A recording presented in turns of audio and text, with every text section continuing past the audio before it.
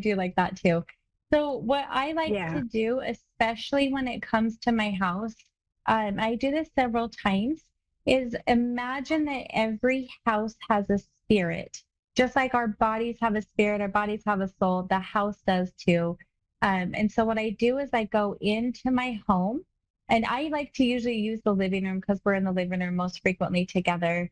And I just tap on the floor and I start to tell my house spirit, thank you so much for my protection, for my privacy, for my sanctuary, for my security, for my shelter.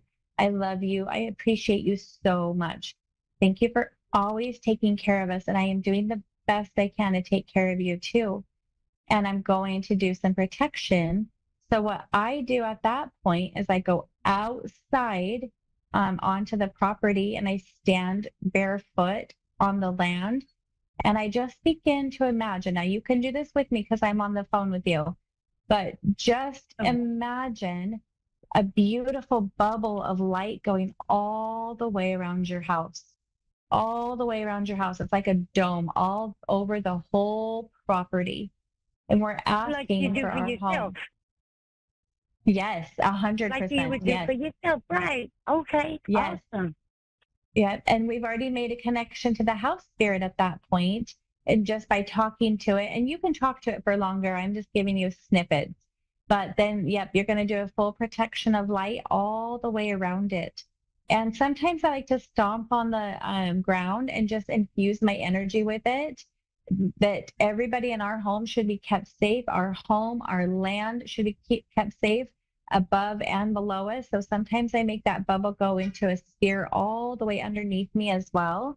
And then I really pace around my house. I walk around my house. I do this for my clients as well.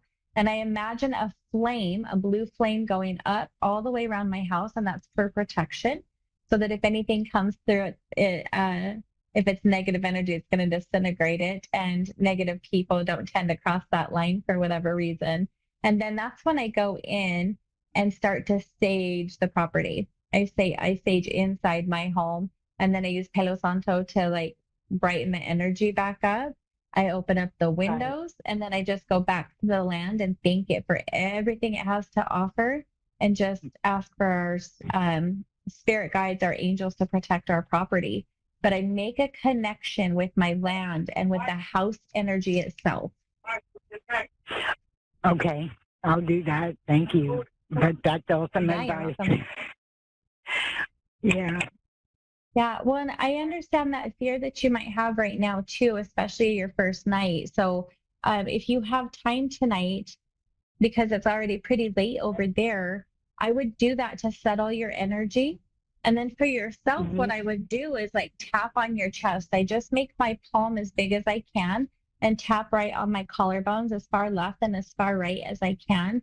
And just remind myself, like, I know this thing happened to me, to us, to our home, but I also know that we got it out in time. We are safe, we are protected, the other side took care of us. The fire department or the police officers are a little bit on guard for us. We're going to be safe. There's no reason to be in Yeah. panic right now.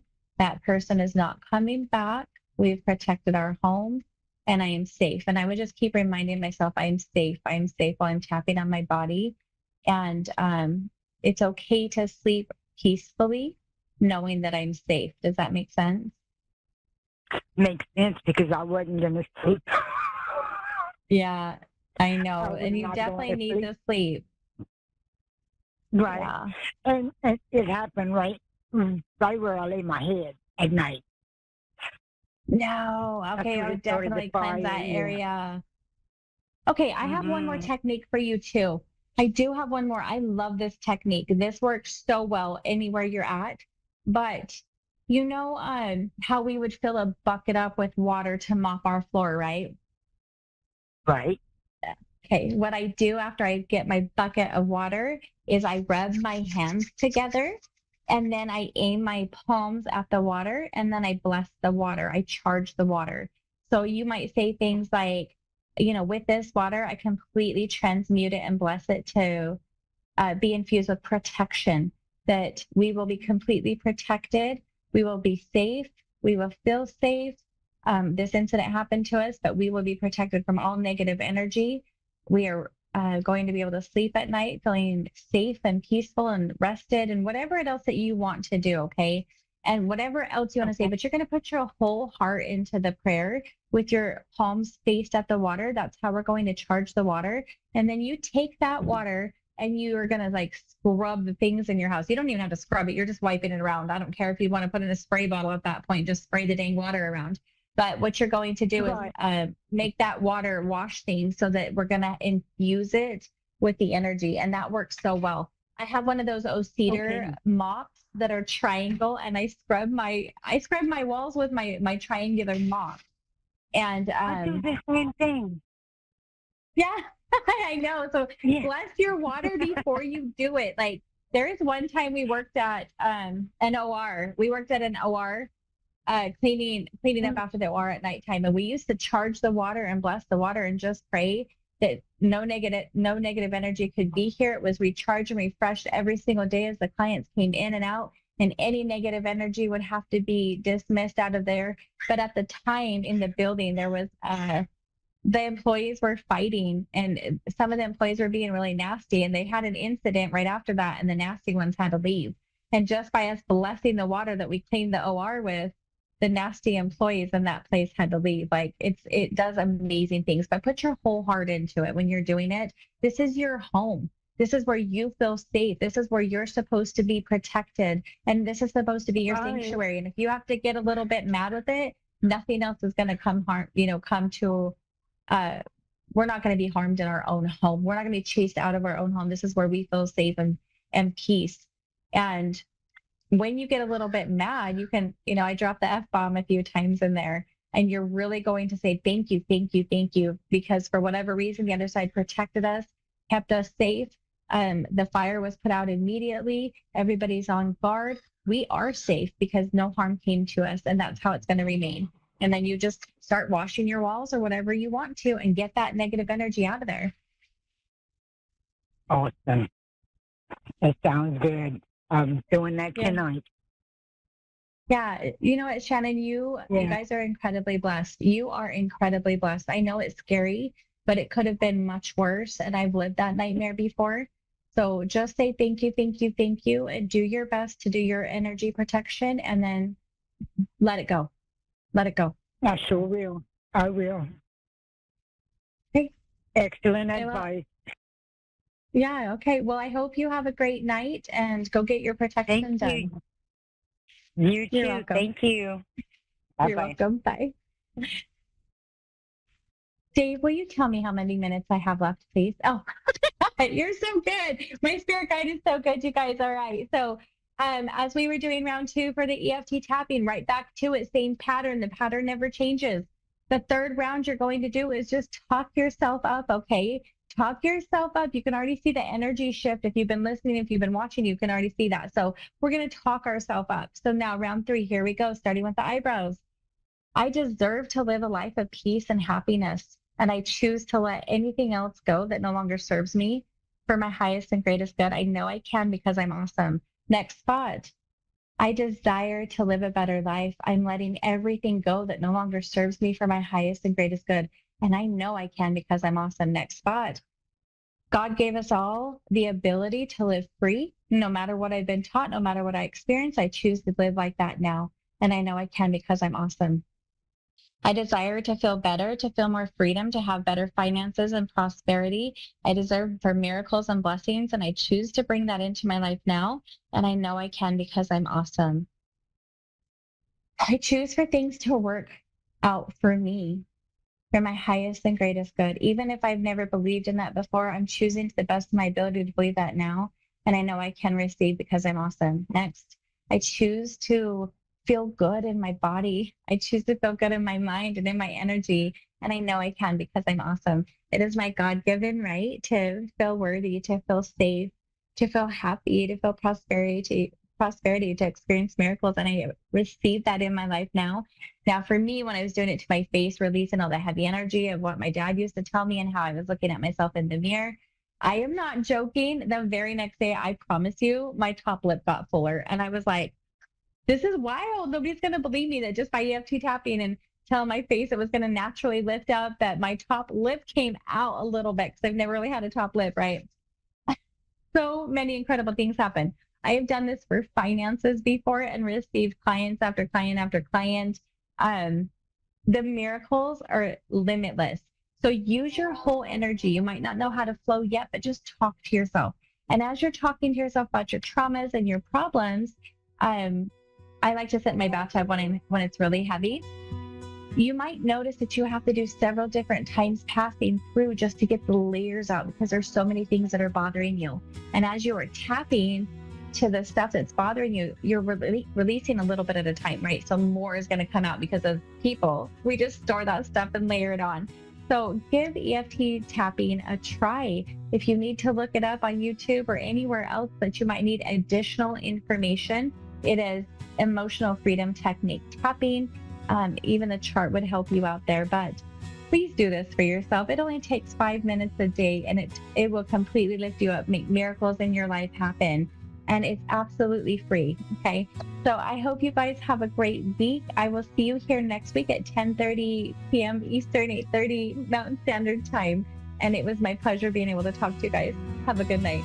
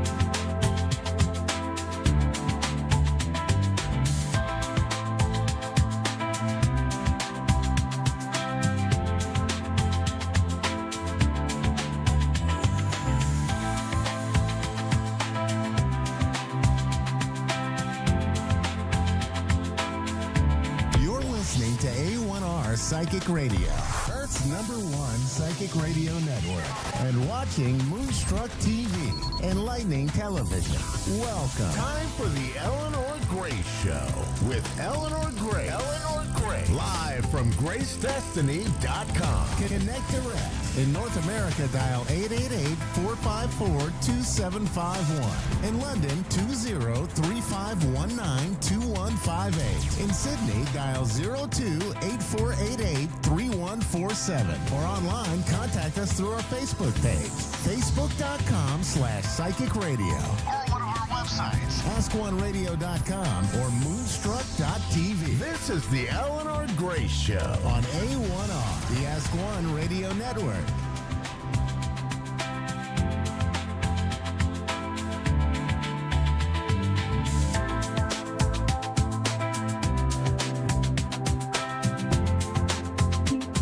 Hello, hi there, hello everybody, and how are you doing? It's wonderful here, wonderful and hot in London, in the UK. We've got amazing weather, and we always talk about the weather, don't we? So I'm here anyway to connect through to you guys and to answer some of your questions and to deliver some lovely psychic readings. Now, I'll be using cards here. I have lots of different cards and spiritual cards as well, which I will be looking to share with you. And we've got the football, haven't we? I hope everybody is enjoying the World Cup. You're doing really well, and we are enjoying it here. Of course, England are playing today, so that's even better. So what we've got now is a bit of reflection here. This is a card that I'm taking out for all of you, and it is time to reflect perhaps a little bit more onto what you've been up to, what you've been doing, perhaps thinking about some of your loved ones as well who have passed over, and perhaps wanting to make that connection, but not really knowing quite how to do that. Well, psychic mediums will help. They will always try to cross over the veil, that very thin veil that separates us from our spirit world to our earthly existence. So I'm here to try and bridge that gap. That's what we like to do. So the next card that I have for all of you here is the Three of Cups. This is a card of celebration. It is also a timescale card. So we use this as a number, and perhaps that's the number that you can remember. It's the number 3. Maybe that's in goals tonight. Perhaps it's something that connects through to you. But in any event, and it is quite a lucky number for today. And I think that that's really important, just to have that very, very special opportunity to reflect, which is what we've seen here with the Moon card, and also to think a lot about where you are going. So Cara in Clifton Park, New York. Hello there to you, Cara. Welcome, welcome. And Good afternoon. how are you doing, Cara? Hi. I'm doing very well, thank you. I'm so excited I got on the call, so thank you for taking my call. Oh, that's my pleasure. Let's have a look at you, Cara. I'm just going to take a couple of cards now as I've been shuffling, and I will make that connection, just putting these cards out. There's 3 of them that I always take to start with, and I just want to direct this conversation straight to you, because you are going to be planning, if not starting, a new project or even a new career soon. And this will involve teaching or training. It will involve you having to perhaps gather people together and show them the way, show them how to do it and how to solve problems, and also how to think, because I've got this sort of thinking here, and you are great at that. I think you've got a great mind, and you've come through quite a lot of inner battles, and that, I think, is a protective feeling around you, because I think that you naturally go to protect people, those close friends of yours, your family members as well.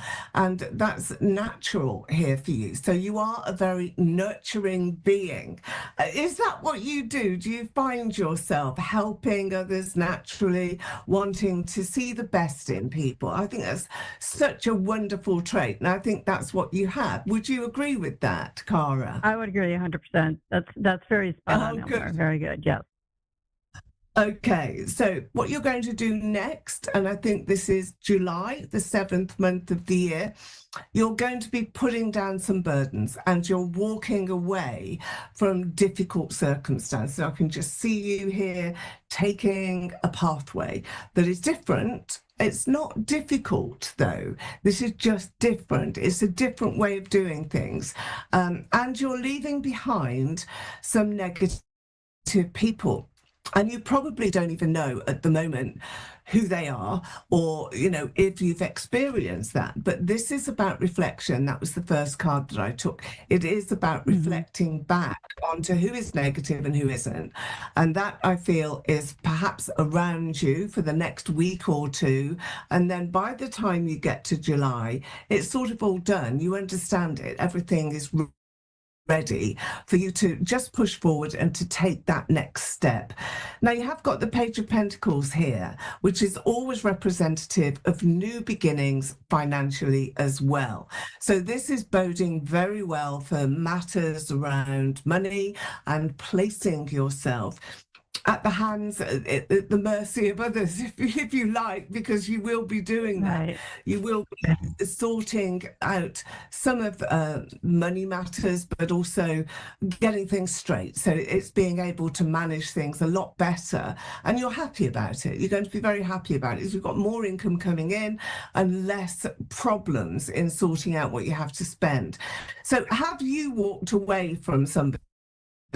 Because I feel that there's a shift here, there's an energy that you need to sort of put your best foot forward to be able to have the opportunity to embrace new beginnings, and not just to think, oh yeah, that would be okay for me, but actually to grab hold of new opportunities, grab them, bring them back to you and hold them here in your heart and in your mind. And I have to ask, do you have a son? Is there a boy? Do you have a boy in your family? Yes. It is yeah?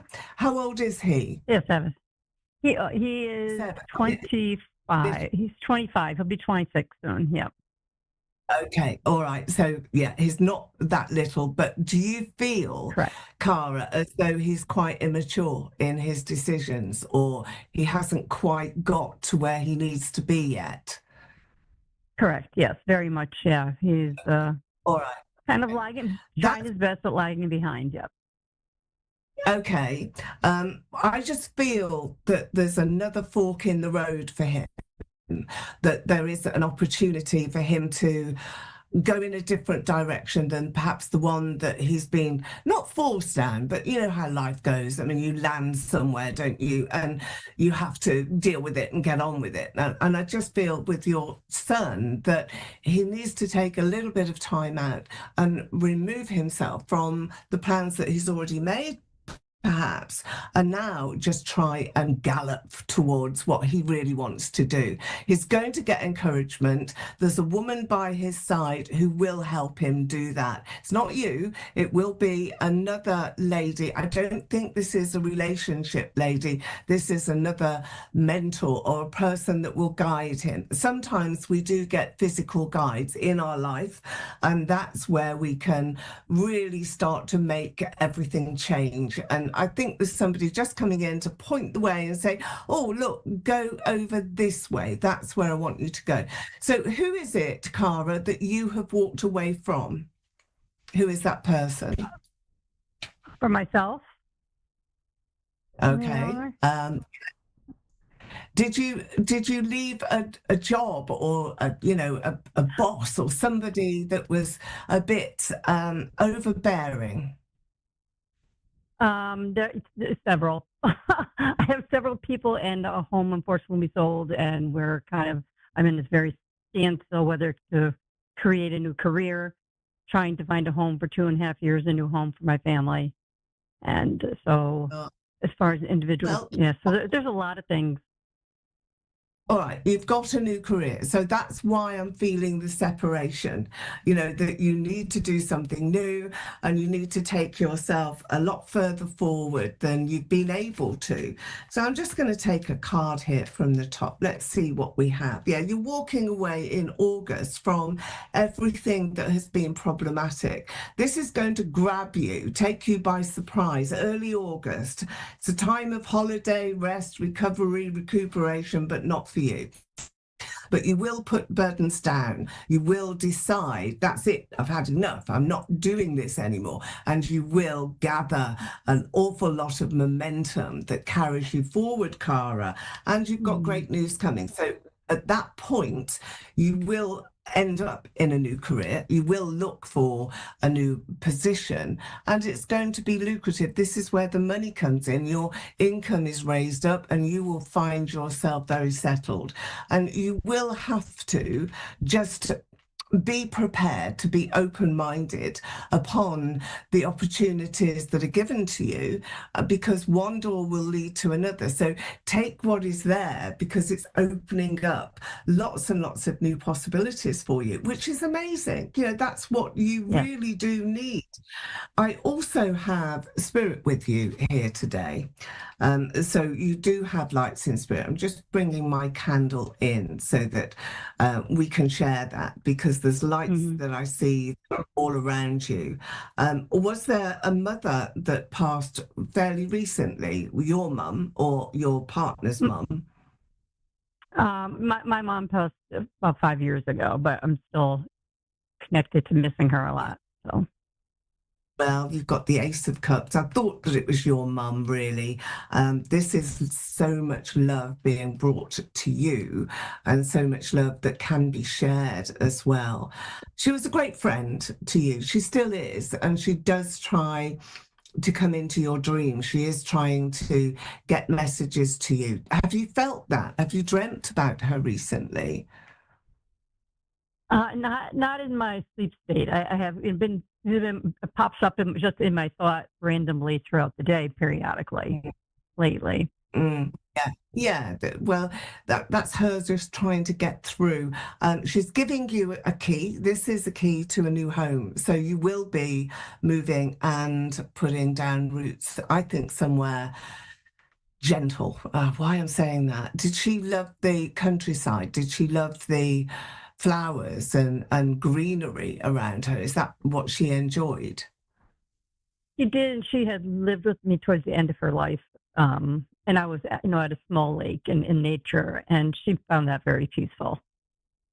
Yeah, okay. Well, she's bringing that to you. And what she wants, Cara, is for you to be able to smell the roses, wake up and just feel that lovely aroma all around you. I'm being guided to Maria or Mary. So do you know somebody with that name at the moment? I have a stepmother who's I'm not close to, but is Mary Beth. Okay, Mary. Is she unwell? Because I feel that Yes. there's going to be news about Mary. This is coming from your mum in spirit. So I feel that you just need to perhaps be open-minded about what to do next, but it's taking you a bit by surprise. So there's something that is going to happen where you will have to step in and perhaps give your advice. And you're very good at that. I mean, you're very grounded, you're a very sensible person, and you know what to do. And other people are going to rely upon you as well. I'm also getting a J here, but it's like Joni or Joni sort of name. Do you know somebody with that name as well? Because this may be somebody that you're meeting. Yeah. It could be John. It's a J-O. I'm just going to go for Joe. So I'll give that to you. For now. If you don't recognize the name, don't be concerned about that, because sometimes it's just about to be the person that you're going to meet and connect with and make a good relationship with. And I feel for you that this is going to be within the workplace and within your challenge regarding taking yourself into a new vocation even. What is it that you're hoping to do? Do you have anything particularly on your mind right here? I had been a Reiki practitioner before, and then a lot of people got sick in my family and a lot of upheaval, and I kind of just tabled everything for a while. I've been rethinking of possibly going into something like being a home health aide and helping people or something along those lines. I just love to help people. So Yeah, I've got that. I got that straight away for you. Sort of very much a nurturing character, warm heart. I feel that you'll be involved with males, not females. So there will be Hmm. something that's opening up where perhaps you can particularly look at the needs of younger males, maybe similar to your son, because I feel that there's going to be a gap or an opening or something that you recognize, that you can see. I also have this man here, the king. This will be a person that you're meant to meet along this pathway that is going to open doors and help you with, I think, generating more experience for you, but not just Mm. that. This is generating a sense of confidence. And I think that's what you need to have. You need to be showing that you care, but not only that, you have the relevant experience and the relevant mindset to be able to just walk into a space where this will be a very helpful position. So you, I think, are going to have a really sort of big opening, and Cara, and don't forget that you will always, always carry your mum with you, that you will have to perhaps intervene a little bit with Mary Beth, but you know, it's for the right reasons, with the right heart, and you will move, you will settle, and you will get yourself in a position that you want.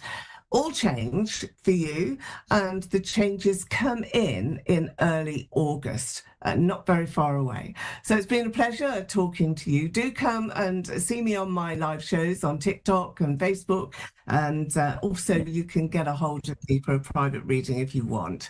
So thank you for joining me here today, Cara, and I wish you all the best. I really do. I think you will be happy, very happy with what's about to happen. Thank you, and many So, blessings to you. and you as well. So I'm welcoming now Pat. Hello there, Pat. Welcome to my show. You're with me, Eleanor Grace. How are you today? Hi, A1R. Thanks for taking my call. That's my pleasure. You're in Chicago. Okay. So let's have a look at some of your cards and let's see how best we can connect with you. I'm just going to add in a little spiritual card. Hold on. I just want to take this card here. It is, in fact, the card of the buffalo.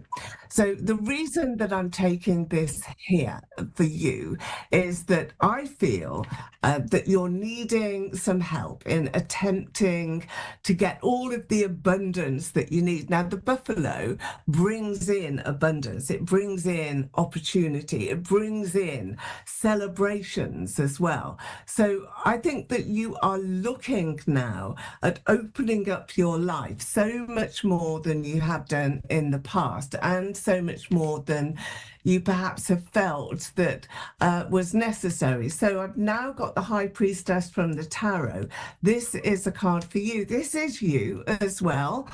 Do you feel as though you're expelling a lot more of your psychic senses at the moment? Do you feel as though your psychic ability is improving, even if it's just a tiny, tiny bit, because your intuition is expanding here? And you are delightful. You're so delightful, Pat. You help a lot of people already, don't you? You bring them in and you nurture people as well.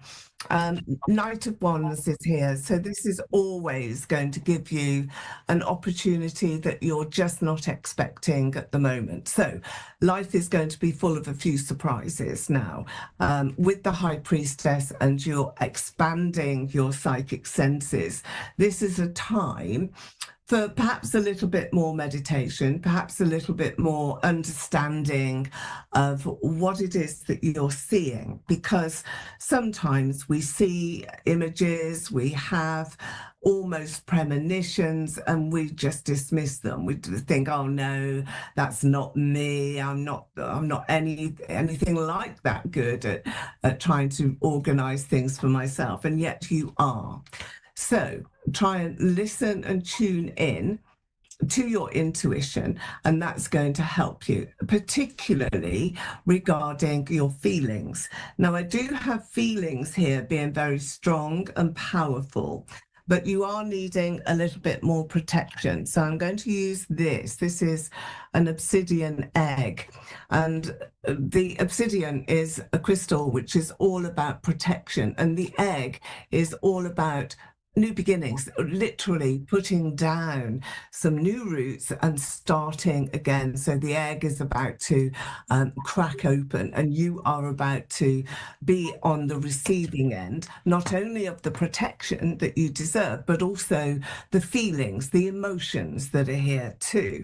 Now, you've drawn the Lovers card, which is the most wonderful card in the tarot. It gives you choices, but this is a mature Lovers card. So this is a card where you are very likely to experience a relationship which you perhaps had for a while but is being reinvented, is, you know, bringing a lot more love and romance and positivity again, or you are just about to enter into that pathway. So which is true for you, would you say? Everything you said is pretty on target. I've been going through a dark night of the soul since 2022. I had to give up my house, and my whole life turned upside down. I've always been extremely intuitive since I was a little kid. I never doubted it, but since everything has changed, and now I'm in a space where you're right. I am asking for abundance. I'm asking to find my new home. Yeah. You know, and Yeah. where is it? You know, and how am I going to get there? You know. What's the So yes, what's the route that you're going to take? Yeah, I understand. I've got it. Well, the buffalo here is bringing you the energy. So first of all, this is what you want: protection from the obsidian egg, and the energy here from the buffalo. It's just driving forward, you know, like the herd will move and you will be on top of it. So you're being carried along, and that's wonderful here as well, Pat, because it gives you momentum.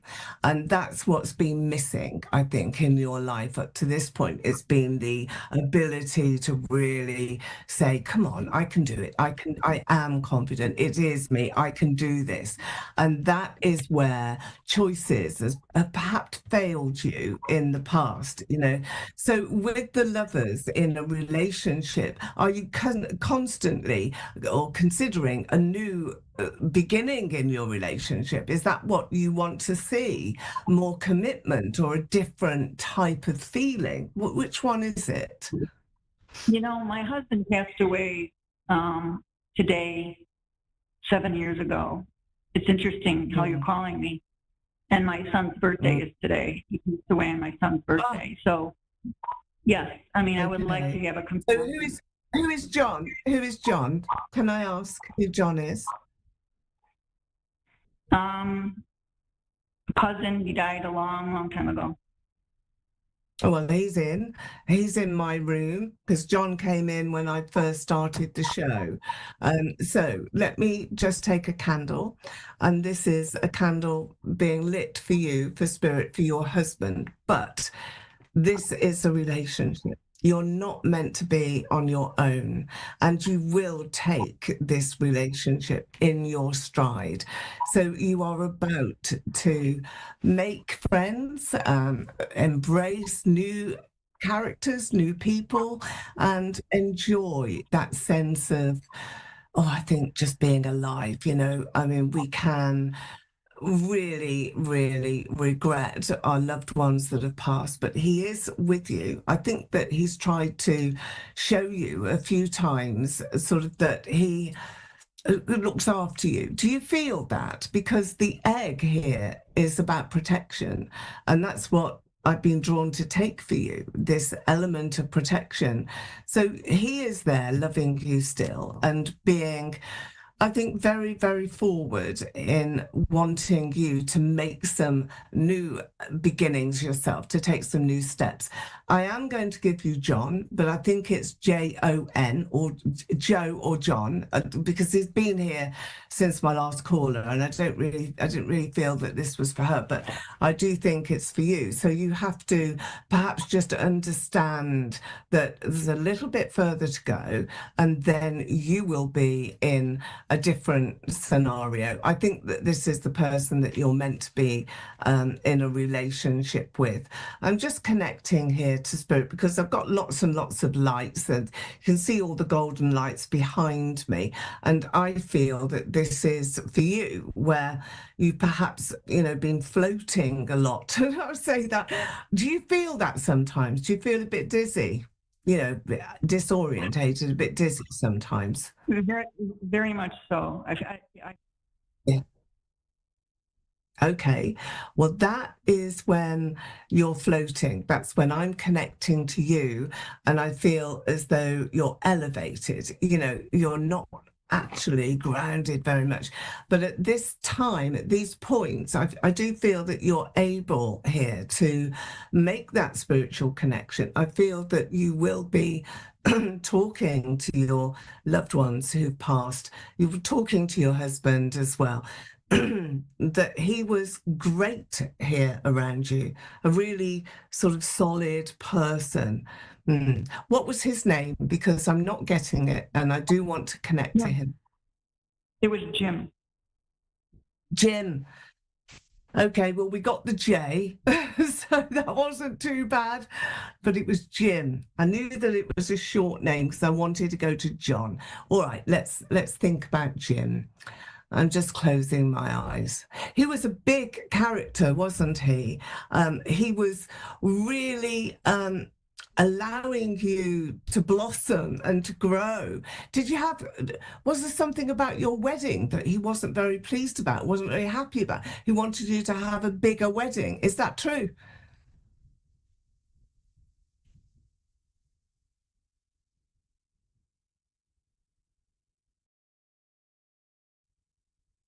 Oh, okay. I think that maybe this is something that he is trying to say to you, that there should have been a big wedding, there should have been a big celebration, and he wanted that for you, Pat. However, sometimes we look back and it wasn't always possible, or it wasn't the right decision at that time. However, I think that the message that I'm going to give to you is that you have happiness ahead. You mustn't give up, and you mustn't think that life is over because your husband died. You must think instead that he's given you the opportunity to live with protection and with feeling and with his love. So I'm sending lots of Jim's love to you. He's brought in his lovely lights in spirit for you. So thank you to all of my callers here today. It's been wonderful to connect. Enjoy the sunshine and the football and the World Cup. We are here in London. We're looking forward to England playing tonight. So I will see you again next week, same time.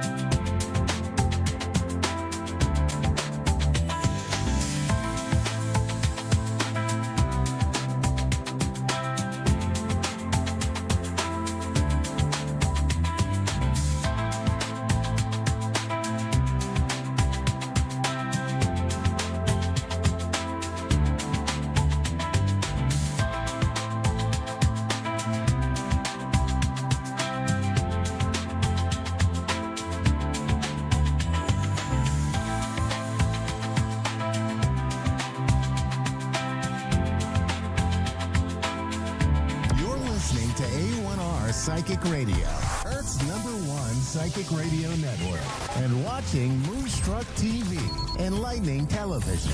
Welcome. Time for Guided Whispers, Insights with Robin.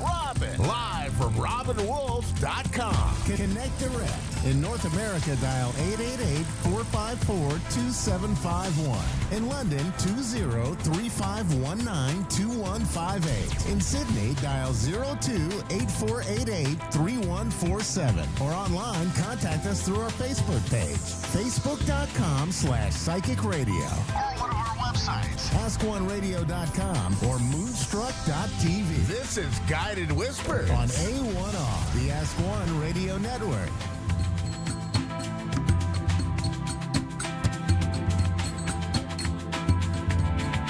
Good evening, everyone, from Asheville, North Carolina. I hope everyone had or is having a great day today and a great week.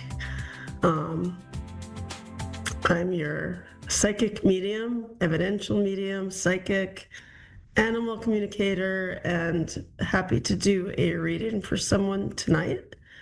And while I'm waiting for someone to call in, I thought it would be great to talk a little bit tonight about spirit giving you messages. I don't know. I just thought that that might be fun tonight because I have a lot of people asking me, how do I know if my loved one is around? Well, I can tell you, I mean, I get messages all the time, but I pay attention, right? My dad passed away about a month ago, and his name is Alan. And I don't know, I was just walking down the street, and all of a sudden, I heard someone say, Alan, Alan. And I guess it was a message for me that he was around. Also Cardinals could be messages, hawks could be messages. You might see infinity symbols in the sky. The other day I was just looking up at the sky and an airplane made an infinity symbol. It was great with the clouds. Finding hearts. I just love finding heart rocks and things like that on my walks, or leaves shaped like hearts. You might not always know who is giving you the message, but you know that you are never, ever alone. I have one client who just always comes to me for readings, and she really just wants to make sure that she's not alone. And I promise you, your departed loved ones are never going to leave your side or your heart. They're always right here. I hope that helps a little bit. It's my favorite thing to talk about, symbols and things and feathers. Excuse me. So with that, I am going to say hello to Jeanette in Macon, Georgia. Jeanette, sorry. Hi, how are you? Yes. Good. How are you tonight, Jeanette? Doing well. I'm glad to be connecting with you. I'm glad that you're here, and you're not too far. You're in Georgia. Oh, where are you? In Asheville, but still not too far. Oh, cool. Right, okay. What can I do for you tonight? How can I help? Sure, I just would like a love and finance reading if possible. Okay. Sounds good to me. So I'm going to use tarot cards, but also my psychic intuition. And as I'm shuffling the cards and connecting with you, please just sit quietly with your eyes closed if you can, and concentrate on you. Okay. It's all about you. So just take a moment.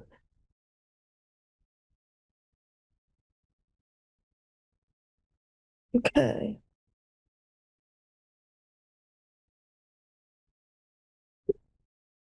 So I'm getting the end of a chapter. It's not money that's coming up right now, finances, but it is love coming up.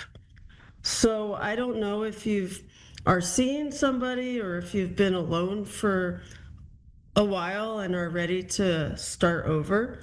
But I'm getting that you've been working hard on yourself and healing and just learning to love yourself and know that you are good enough, if that makes sense. Yeah, And perfect. Yeah. okay, good.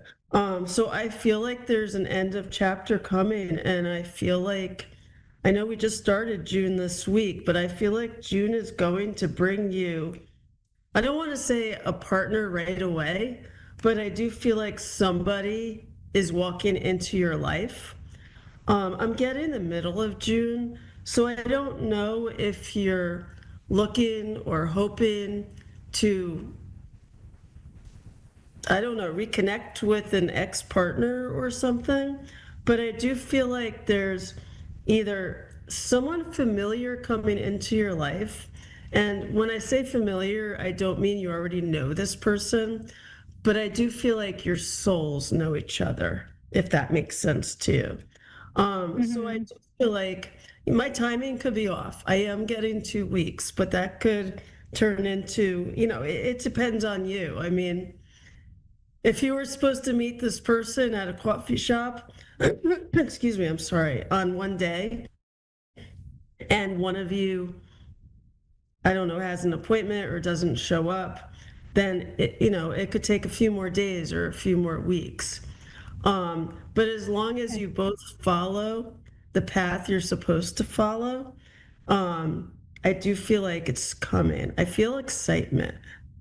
But I just feel like all of a sudden you're going to see this person and just feel like you've known this person for forever. So I do see love coming, romance. I don't feel like you have to worry too much about it. I don't feel like you have to overthink it at all. I just feel like it's going to happen when you least expect it, but I am getting the month of June. Okay. As far as finances go, okay, so before I get to finances, I am getting, make sure that you're not preparing yourself, but make sure that you let the past stay in the past. Okay, so if you have any, I don't want to call it baggage because that's not what I'm getting. I don't feel like that's the right word, but I am getting, let the past go so that you can start fresh with this person that's going to be coming into your life. As far as finances go, you do have a job, correct? Yes, I'm a veteran, retired. Okay, so you're retired. Okay, so you're getting money coming in, but I do feel like there's something. Would you understand? This is going to sound weird, but do you understand loving animals? Dogs, cats? I love animals. I have 4 dogs and a cat. Okay. I don't know why I'm picking up on this, but I am getting, I don't know if you're wanting to start a pet sit-in or something to do with animals. I feel like it's time for you, and I am picking up on August for this, but I'm getting it's time for you to do what you want to do. It's time for this new chapter to begin and for you to follow your dream and manifest it. And I feel like I feel very strongly it has to do with dogs and cats. So I don't know whether you're thinking about starting a pet sitting. I'm not getting dog walking, but I am getting pet sitting. So I don't know if that's something you want to do, but I'm also picking up that you're an animal communicator. So I am, yeah.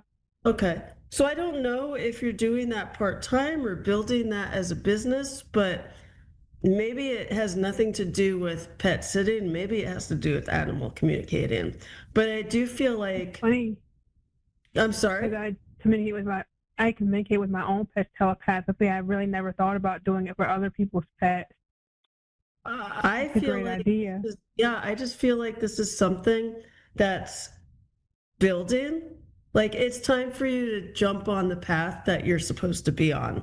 And I feel like it has to do with healing, helping people, maybe start with some friends who maybe have a question about, oh, my puppy is acting different and I don't understand why.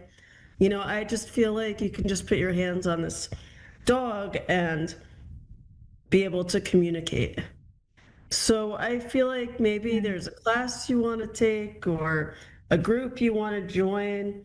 But by October, I feel like your story, like with finance and with animals and with a new partner, I feel like everything's going to come together. And I feel like October is just going to be awesome for your story, if that makes sense. Again, Yes. I know the dates and months might not be exact, but I am I'm picking up on new beginnings, and I'm getting before the year's over, you're going to be celebrating.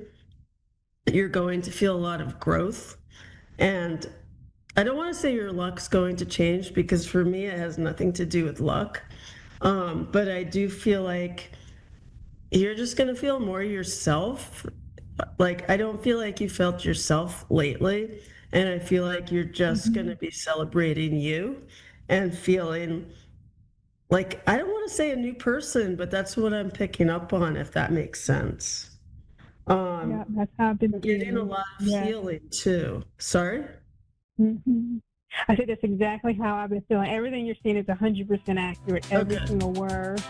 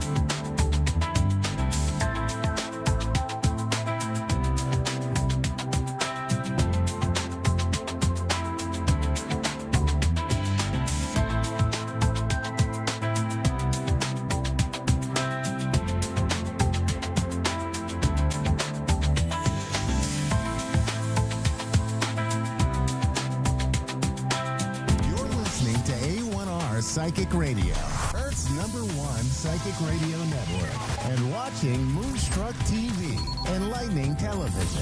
Welcome. Time for Soul Song Healing with Lizzie.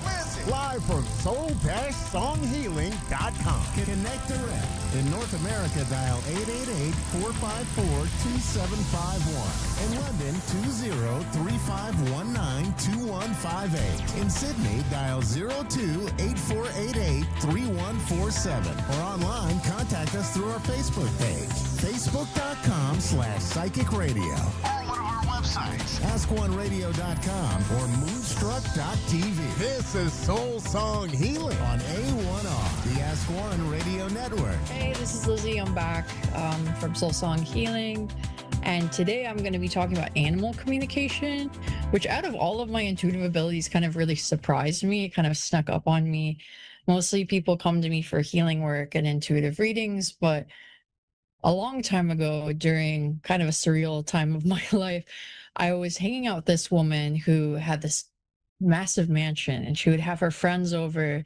She would invite me over to do intuitive readings for her friends. And she had these 3 dogs, and one of the dogs got really injured one day. And she asked Lizzie, "Can you figure out what happened to the dog?" So I expected my spirit guides to tell me, but instead the dog answered, and I was really surprised by that. So the first thing the dog said was, "It was my brother's fault. It wouldn't have happened if he had come with me." So I told the woman that, and she said, "Yeah, usually his brother goes with him." Then he explained what had happened in terms of the accident. And then he said something about feeling like the least loved of his family. And that was the day that I realized, oh, I can talk to animals. So I do this professionally. And to explain this, I think understand that words just represent energies. So this is a telepathic connection that you're having, but it's really just you're reading the energy and translating it into words. So it's not that far-fetched, but it definitely surprised me. But that's what I'm going to be doing today. I can talk with animals that are alive or animals that have departed. So I also offer pet mediumship if that's something you're interested in, and you can look it up at Soul-Song Healing. I'm going to take a caller and see if I can talk to their animal.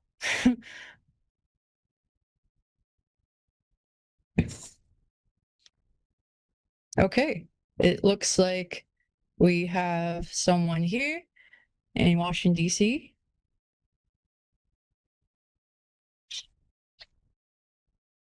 Hello. Hello? Hi. Hi. Hey, do you have an animal you'd like me to talk to? Sure. I have a tiny dog. His name is Jackie Chin, and I have a few questions for him. Okay, sounds good. It sounds cute. What's your first question? Hold on. I wrote them down. Give me 1 second. Okay. Okay. Definitely. So I was under the understanding that me and my dog, we have a soul contract, and I was wondering what that pertained to. Like, what are the conditions of our soul contract? Okay, let me see. Okay, so your dog is very loving. I mean, that makes sense for a dog. But the first thing that they're saying is that they're here to help you. Okay, so they say that you struggle with depression and they're trying to help you with your self-worth, but also that there was a focus in your upbringing or like in your current life, in your environment, which also it makes sense if you're in DC, on external achievement. And that they're here to correct this balance, that it's more about internal growth, that basically like the world of what's outside of you is not going to bring you the same happiness. It's more about shifting what's inside of you. And what he's saying is that you have this gift of being able to shift things, that we all do, and that that's who you are on a soul level, and that he's trying to help you realize that so you can shift things on, like create things on behalf of yourself and others. Interesting energy here coming from the dog of possessiveness. um That sounds accurate. Yes. yeah, this isn't part of the soul contract. Like he's saying, like the soul contract is the dog is like, I'm here to help him recognize his true soul's purpose. And it's beautiful because he says that he chose you because you're sweet. He chose you because you're very sensitive and he wanted to protect you. And there's this vow of like, I would lay down my life for this person. But there's also this energy. It kind of feels like he definitely considers you both equals, but the energy is like almost of life partners. Like I am his real life partner, kind of possessive. And he's saying that he doesn't like when you have romantic partners over. So it's kind of this energy of like he has more to say about this, but it's it's sort of jealousy, but one of the things he's here, okay, so one of the things he's here to teach you is you have this gift of transmutation. So he said you were born into DC and you live in DC because you can transmute really heavy energies. And that one of the reasons that you choose some of the people in your life, whether it's friendships or romantic partners, is that on some level, you know that you're trying to help them transmute these like really dense energies. So your dog is explaining that like partially it is jealousy because there's kind of like a he's mine energy, but it's also this energy of like he brings home these people who need a lot of help. They don't, he kind of like a nauseous feeling, like he doesn't like their energy, but he's saying that you do it because you have this gift for transmuting energy and he's here to help teach that to you. You're very powerful at like transmuting dense, heavy energies into something lighter, into something beautiful. But he says you have to start with yourself first, instead of trying to do it with these people. He's just, it's a feeling of possessiveness. He's like showing him snuggling with you on the bed, and he's like, no, I'm the priority kind of. Like, does that make sense? Yeah. Yeah. Yeah. But it's like he's got kind of a strong personality. It's very much like, we came together as life partners kind of energy. And I came to teach him these things, and I'm here to protect him. Do you have any other question? That's a lot to take in. Oh yeah, sorry. Yeah, my intuitive gives you a lot of information. Yeah. Yeah. No, that's a lot to take in. I guess sometimes it just seems like he's really down, and I'm wondering if he's happy with our life together, and if there's any insights into that. Like he hasn't been wanting to walk a lot lately. He just seems like really like he just seems like really fickle, and I'm trying to figure that out. So, if you have any insights into that, I'm all ears. I'm getting that he's medically okay, but he's very tired. Very tired. And like pointing to energy shifts that he's going through. And he's also saying that the energy of DC has been really dense for him. So he's sensitive, and he's saying that you're pretty sensitive as well. But that he has this belief that getting out of DC will help him a lot. And he wants to go in nature. The more time in nature, the more he's going to be able to lift this energy. And the other thing he's saying, he's like been here on Earth before, but he finds it kind of confining. I think he just wants to explore different parts of the world a little bit. So if you could take him, like I see wetlands, so maybe you could take him out to like the Bay or something, or you could take him on a day trip. Like I get a big, he just really wants to go experience something out in nature, and it's almost like quality time with you is really important. And he shows wetlands, and I think that's going to really help him feel better. Like I'm not getting anything's terribly wrong. It's just kind of heavy energy, and it's coming from the environment, but like he doesn't want you to feel guilty. There's no like, he doesn't hold any of it against you. It's just, obviously there's a lot of stuff going on in DC right now, and it's like with everything happening, stuff gets dense, and he just needs a break. Yeah. Does he have any other messages for me? Yeah, let's see.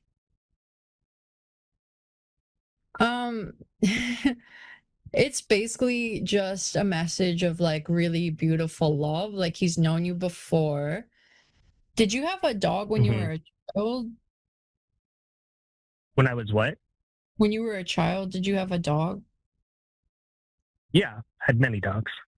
Okay, I am not sure which one it is, but he's saying that he was your childhood dog. Like he's showing you being like alone as a kid, but you had a dog you were really close to. And I know that that's not as descriptive as I would like, but that he was that dog. and there's kind of a message of like he'll come back to be with you, but and he wants you to know that he sees you as very beautiful, and that basically he he's here to help you depart from anything that is any beliefs that you're anything less than sacred. It's he's here to show you who you really are on the soul level. He he also is saying that he really hates fireworks and that they scare a lot. Like he showed like they feel like torture. So if you could get him away from the fireworks, like, but yeah, it's sort of like the general message that's coming through is like, I want to elevate your self-confidence. I want you to realize your worth. And he views you as like his life partner. So it's not romantic, but he's kind of like, I'm the priority and I came in and we have this relationship, which makes sense because he just sees you as equals, but he has really specific desires for you of like what he's trying to teach you. But he's also saying like he's showing you in bed, like you two snuggling, and I think it's like after work or something, and that those are the best moments of his life. So just make sure you remember him, to like remember to snuggle him, I guess. Oh, and also he wants McDonald's ice cream. Do you ever give him ice cream? Okay. Sometimes. Yeah, no, that's cool. That's cool. You give him some ice cream. Yeah, he wants snuggles. He wants to explore a little bit. And I think it'd be good for both. Lately, he hasn't been wanting to go into bed with me though. Like he'll climb up for a second and then he'll run away. Is there any insight into that, or? He feels jumpy. Like it's weird because sometimes, like the first time I talked to him, his energy felt like sluggish and tired, but that he's like jumpy, and I just see trees. Like he just needs to go to the forest and balance out his energy. It's hard for him to do it all by himself in DC, or like he wants to get further away. So I don't think you have to get that far away. I've felt this actually, like so anyway, that's what I would say. I hope that helps. Yeah, very helpful. You know, dogs are important. You know, that they are our best friends for a short period of time, but we're their best friends for their whole lives. So that's an important responsibility. Yeah, you're doing a great job. Yeah. Well, thanks. Yeah, I hope that resonates, and yeah, it's a beautiful connection you have.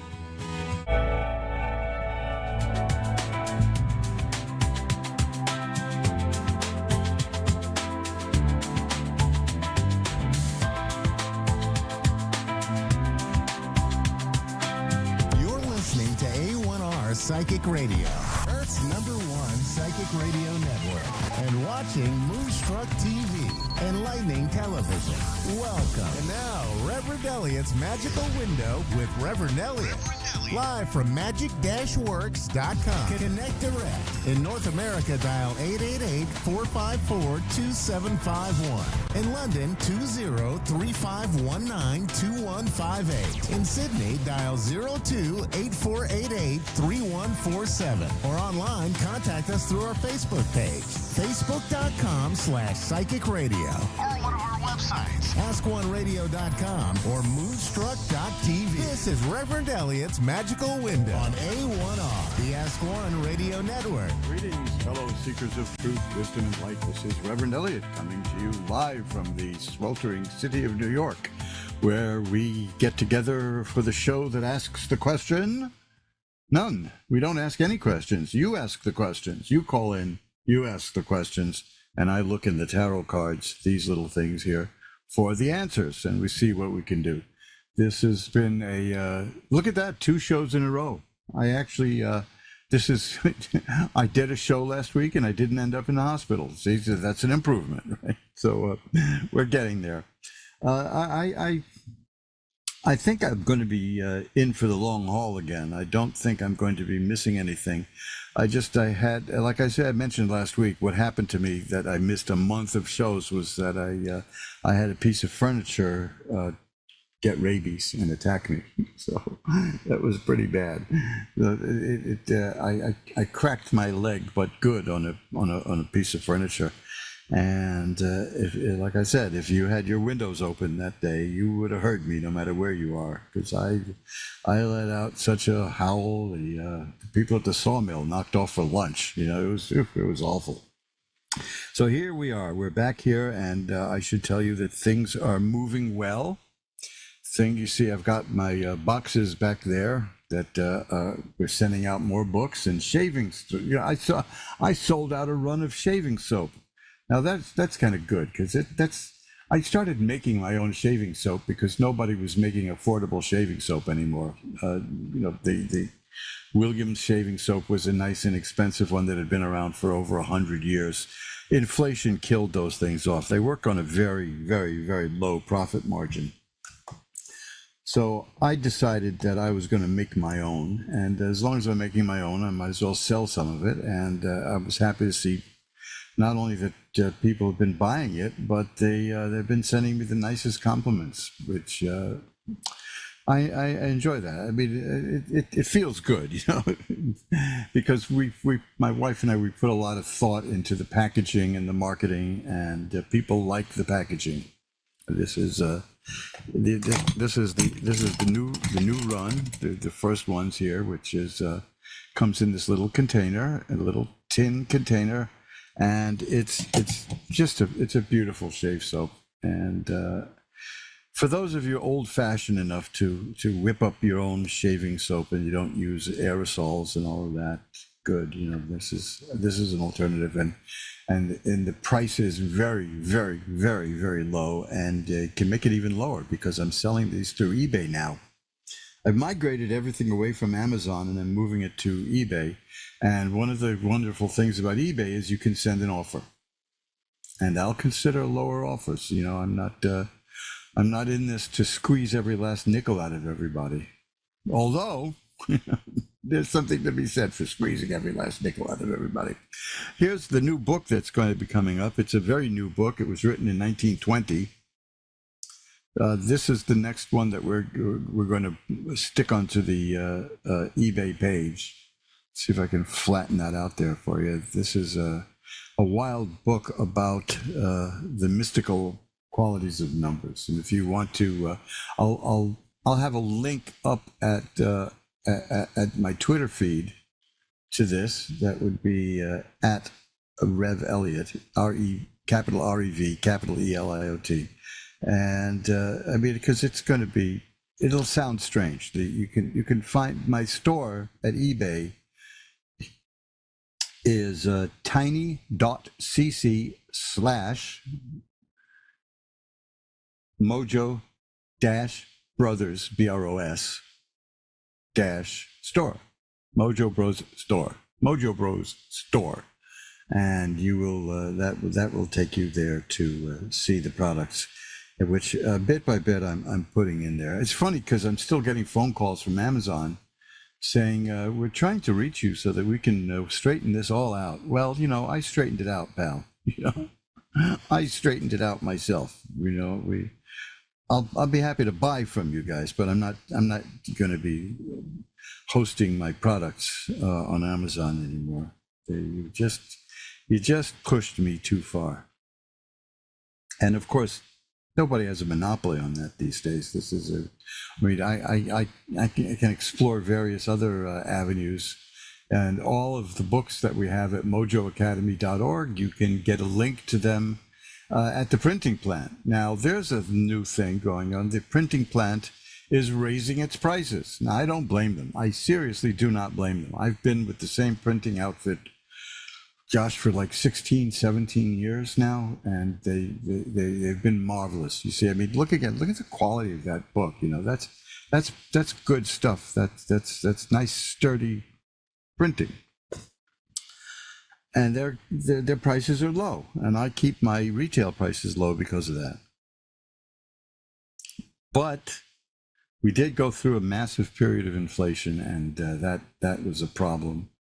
Although it is abating now, so they are raising the prices. Now I mention that because I am not passing that along.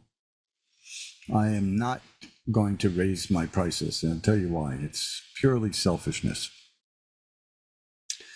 It would take more work than it's worth, I think, to reprice all my items for the little bit of an increase that they're charging. So I'll just eat the difference. Like I say, I'm not in this for the money. Lord knows I'm not, but I'm in it because I like reviving old books, and this is a good one. So, check out mojoacademy.org and see the books there, and you'll find links to my eBay store. And any of the books that I have there that are not at the eBay store yet will be there soon. There's a limit to how many I'm allowed to put up per month. So I'll buy that. But I'm going nice and slowly about it. That's how I've done everything in my life, is nice and slowly. I've never rushed. I'm probably the only person in New York who's never in a hurry, ever. And that's paid off for me quite well. Well, look, I said, when we started doing this, the show was about 14 years. I said, I'm going to be in this for the long haul if I do it. So I want to take a moment to make up my mind. And here I am. You can't get rid of me.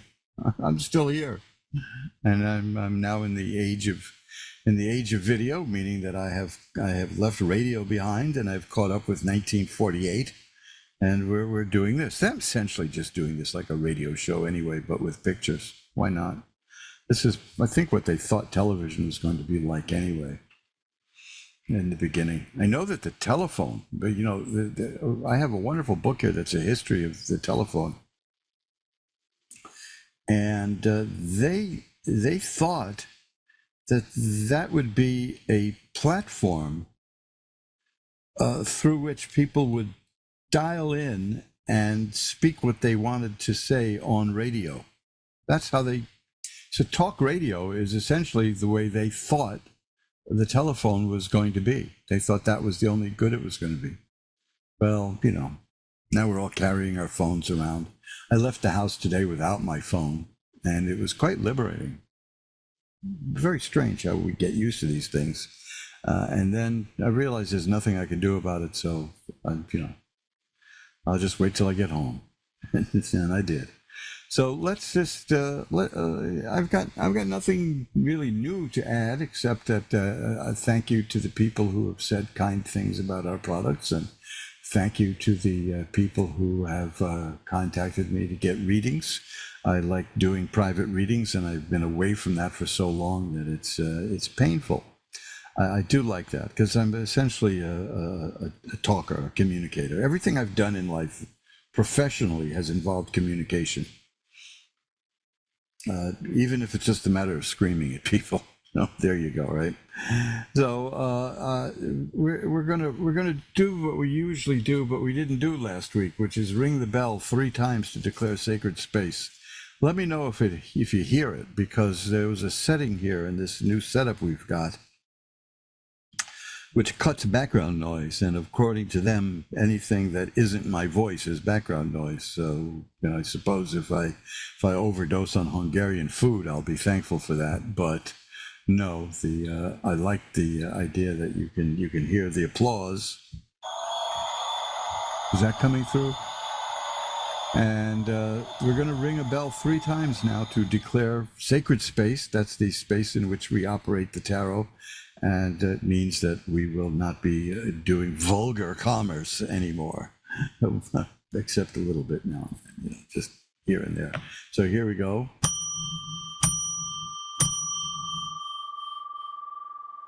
And now we're going to pull back the curtain on the magical window for Virginia in Greenville, South Carolina. Hi, Virginia. You're on with Reverend Elliot. Hey. Hi, how are you tonight? I'm good. How are you? I'm doing well. Well, what can I look at for you? Well, I've got some career decisions going on, some family stuff as well. I don't know how specific I'm supposed to be, or general, or what I'm supposed to Whatever, do. whatever you're comfortable with. Well, I have a family. Let's ahead. see what the cards show, because Let's do that. That would be perfect. They may point in the direction that they want to go in. Okay. I have a lot going on. Yeah. Oh, look, yeah, that's life, isn't it? I mean, somebody like 100 years ago once defined life as one damn thing after another. And I know that's right. Yeah. Yeah. So let's shuffle these things up here, and okay. Well, this is there's changes coming in your life here. It's interesting stuff here. First of all, the first card I have is the Nine of Rods, which is a card of a person who's prepared for what's coming. The person is ready. The person can handle it. That you got a bandage on the head there. That means that symbolically that you've been through the ringer. You know, you've been kicked around a bit, and you've learned. So that's good. The next card is the Three of Swords, and that's a card of sorrow and sadness. Not overwhelming, but has something sad been happening lately in your life? Is that the family stuff you're talking about? Yeah, a little bit. It's been happening for some years now, but I've overcome a little bit of it. But now we're kind of, my parents are getting older and they're in a different state, and so that kind of revs it up again. Well, just when we get used to things a certain way, they change, right? That's life, isn't it? Yeah, right. Right. But you have here the card called the Tower Struck by Lightning, which is a card of a sudden change, a sudden drastic change that comes in and kind of upsets everything and changes things. Not necessarily bad, not necessarily good. There's no value judgment there. It's just that things will be changed. Things will there'll be a bit of an upheaval. The thing is that the next card is the Three of Cups, which is a pretty decent card. It means that there's things happening in your life that are going to reach completion and fruition, and it's going to come through friends. It's going to come through people you know, and you'll do well. You'll come out of it with well-being and abundance. So you see, here's another one, which is the two cards here we're going to explain an awful lot now. Is the Six of Coins, which is about getting money. I'm having a little problem with this earpiece, so I'm just going to pull it out now. And the other card is the Fool. Now that's a card I like a great deal, because that Fool card means the person you're reading for has divine protection. If there was anything really bad in this reading, that card would wipe it out. So this is okay. You're just, according to this, what you're going through now is what you said at the beginning. You have a very good grasp on this, which is that you're going through stuff now that's just kind of piling up on you as things are changing and life is doing its thing at you, but you're prepared for it. You're ready to handle it. And I'll tell you something else. There's the Ten of Swords here. That is a card that looks terrible, but it means the worst is over. It means that life has thrown its worst at you, and you're still here, and you're going to be okay. So I just think that don't let it. I know this is easy to say, but don't let it overwhelm you, because you're going to come out all right. Okay, you're going to win. Okay, the game of life is going to go your way, because that first card I got, you're prepared, you're ready for what's coming, and you can handle it, and that's good to know. So don't let it get you down. Okay. Okay. That's very comforting, actually. Yeah, well, It's very, very comforting. even if things take a turn for the worse, which I don't really see here, but that's always a possibility because what we got here is that card of sudden abrupt upheaval. You're still going to come out of it okay. You really are. Here, look, here, this one more card here. Well, let's give you these two cards because they go hand in glove. One is the sun. That's health and healing and growth and happiness. That's who wants more than that in life. And the temperance card, which means balance in your life will be restored. 90% of the problems we have in life are just that things get out of whack. Things are out of balance. And the temperance card will return balance. So you're headed in the right direction. And sometimes that can hurt, that can be a little painful, that can be difficult, but you're on the right path. So I see nothing but good stuff coming your way. In fact, this is probably the happiest card in the deck. You know, you've got happy people there and a rainbow and cups and a castle. That's the 10 of cups. That's perfected happiness. You're going to be okay. All right? Thank you. I really appreciate it. You have no idea how much that means. Just to know that the worst is we're done. We're done with that. Yes, according to these cards, the worst is over. You got through the other end, and you're going to come out fine. Okay. I can breathe. Yes. For a moment, at least. Yeah, Okay. no, and like I said, if there's a little bit of a backsliding here, don't let it get you down because overall your picture is very fine and positive, and you will come through. That's great. Okay. That is fantastic. I really appreciate you. Thank you so much. Thank you so much for your kind words. Bye now. Bye. And we'll shuffle up the cards again. You're listening to Reverend Elliot's Magical Window. We come to you every Wednesday at 11 Eastern, 10 Central, 9 Mountain, and 8 Pacific. Sporadically, it's been lately, but as you know, I've been dealing with a little health condition. It's called dying. But there's some very dedicated people who are going to see to it. Not that I don't die, because, you know, there's nothing you can do about that, but that it'll be quite a while off. And the main thing is, till I get there, is the quality of my life, and I'm walking more. I'm not exhausted, and it's good. And I'm starting new projects. That's what that tells me that I believe that there's hope coming in the future. And then I have a new. I don't want to talk about it too soon, but I do have a new shaving soap product coming up. Let's be cryptic about that. But it's I'm going to sell a few more of these others to see how that goes and see what people say, and then I'm going to launch the biggie. Yeah, but we're getting there. I like making things. Let me see if I have this up here. Yeah, here's something that I make.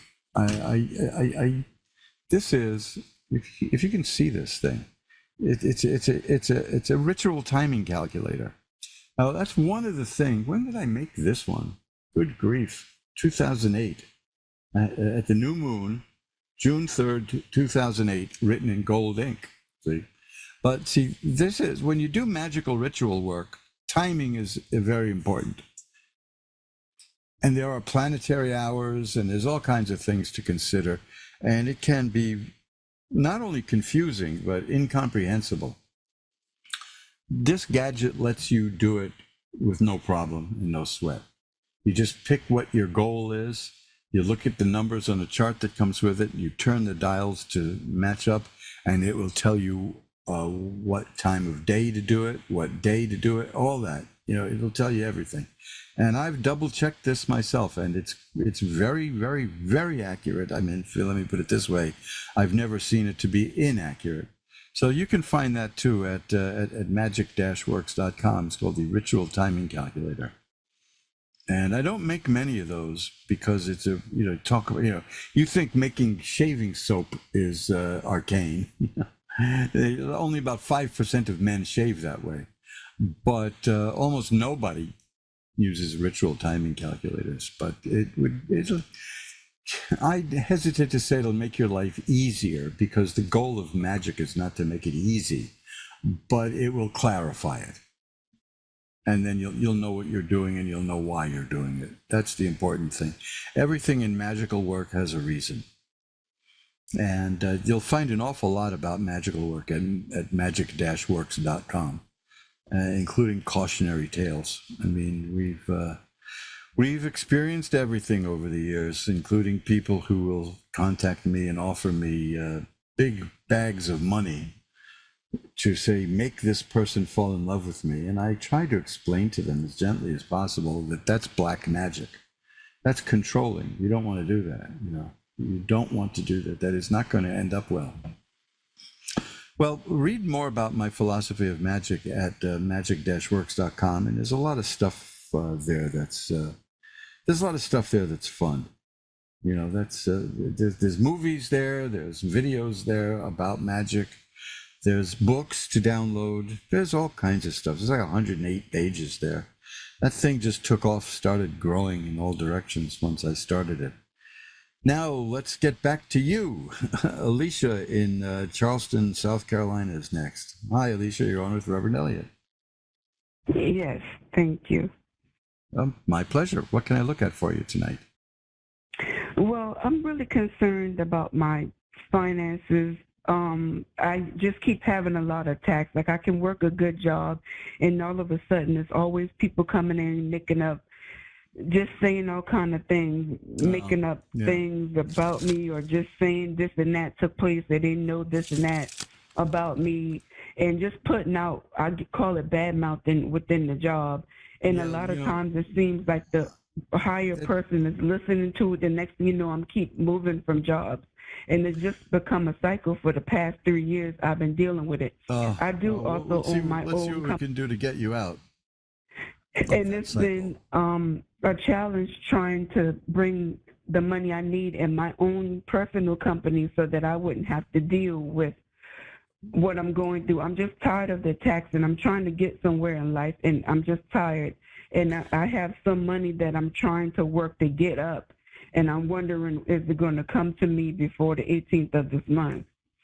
Before the 18th of this month? Right. Well, I don't usually get things that specific in the limited readings that I do, but let's take a look. You know, when I was a young man back in the steam engine days, that was the one thing that shocked me about work. Was I had jobs in various companies, and I could not believe the amount of backstabbing and infighting and gossip. It made no sense to me at all. So I hear you loud and clear. You know, my attitude was, we're all here together. We're all working. I would think of the business as a campfire that we all tend to, and we draw from it the sustenance that we need. But no, there's always somebody there who has to screw things up. You know, it's just awful. I have an interesting card here, which is the 9 of coins. Coins are money, and you did ask about money. Mm-hmm. And the card shows a person who is comfortably independent. So what I'm seeing here, that could answer your question. I don't know how specific it is about the date, but the money that you seek, because you're not seeking money to accumulate money, you want that to get freedom, and right. and that's the whole point of the money, and I see that you're going to achieve that. So even if there's some setbacks along the way, hang in there, because I think you're going to do it. Now, what we need to do. Have you tried anything like reversing candles or incense and oils to reverse, essentially black magic? I was just talking about that a moment ago. These people are essentially cursing you. You know, that's really what it is. Oh, my goodness. Mm-hmm. I mean, I don't mean that in the strictly magical sense of the way, but, you know, they're bad-mouthing you behind your back. There are cards that deal with that. I'm sure that if I cut the deck enough here, you'll see one of those cards, because it's the situation in your life right now. But I would say look into a reversing candle. You can find them at companies like Wisdom Products or Azure Green, or if there's a Botanica in your community. just, it's a half red and half black candle, and it will send the energy, it'll send negative energy back to the people who are sending it to you. And that'll keep them too busy with their own problems to mess with you. And I'm a big believer in sending, I'm not talking about hurting them. I'm talking about giving them back what's theirs. Mm-hmm. I'm and sure is you there know anything exactly else what I I mean. can use besides candles? Because where I live, I can't burn anything inside. Is that something I can burn outside, or does it have to be in my home? No, there are things you can, yes, you can do it outside. There are things that you can do. If there are specific people that you know who are doing these things to you, and here I'm going to talk about a certain magical remedy. You can get, those little compacts that they sell, when we had dollar stores, right? And you open the little compact up and it's 2 mirrors inside, Right. Okay, you can write down the name of the people who are making your life difficult, stick it in there between the 2 mirrors, close that sucker up, and stick it in your freezer. And that'll keep them struggling among themselves. See, that's the theory behind that. Okay. Now, the other thing you can do, I have a book I always keep here when I do these, Power of the Psalms. Now, let's just see what you can do, because I haven't looked through this in a while, but there are things, you see, the Book of Psalms is a magical book. And what you want to do is find something that will, let's say, give these people a lesson in proper behavior. Should we put it that way? Okay. Let's see. Here you go. This is Psalm number 44. Let's see. Let's see what you can do with Psalm number. Naturally, I opened the book to 45, right? Psalm 44. You can use Psalm 44 for deliverance from an unjust situation, and that's what you're going through, right? It's not justice. These people are attacking you. It says here, now this is a very short psalm, it's 26 lines. Justice is sure to come to the one who prays this with warmth and sincerity. It's also good in court cases, they say, but you can recite this, or you can copy it on a piece of paper and stick it in your shoe when you confront these people. See, this is the old style magical work. But look at Psalm 44, okay, and see if that resonates with you, if that feels right for you, because you can send me an email and I can find something else for you if you want to try other things. My email is asktarot@earthlink.net, and that goes for anybody listening. You can always drop me a line at asktarot@earthlink.net, and I'll be happy to help you out, because there's an awful lot of negativity in the world, and there are some people who just live for it, and I live for eradicating it. How's that? Right. Yes. So let's see what we can do, okay? Okay. Thank you. Okay, and so if you can't burn a candle, do that thing I told you with a mirrored compact, or at the very least with Psalm number 44. And drop me a line, and I'll get you some other things to do too, okay? Okay, thank you. Have a blessed day, or night, actually. It's over now. Have a blessed tomorrow. Yes, thank you. Bye-bye now. Okay, bye-bye. And you're listening again to Reverend Elliot's Magical Window. And you see, these things, boy, this really, really, I was in my early 20s, and I'm all set to go out and conquer the world. I've got a nice paying job. His brother was at a nice paying job.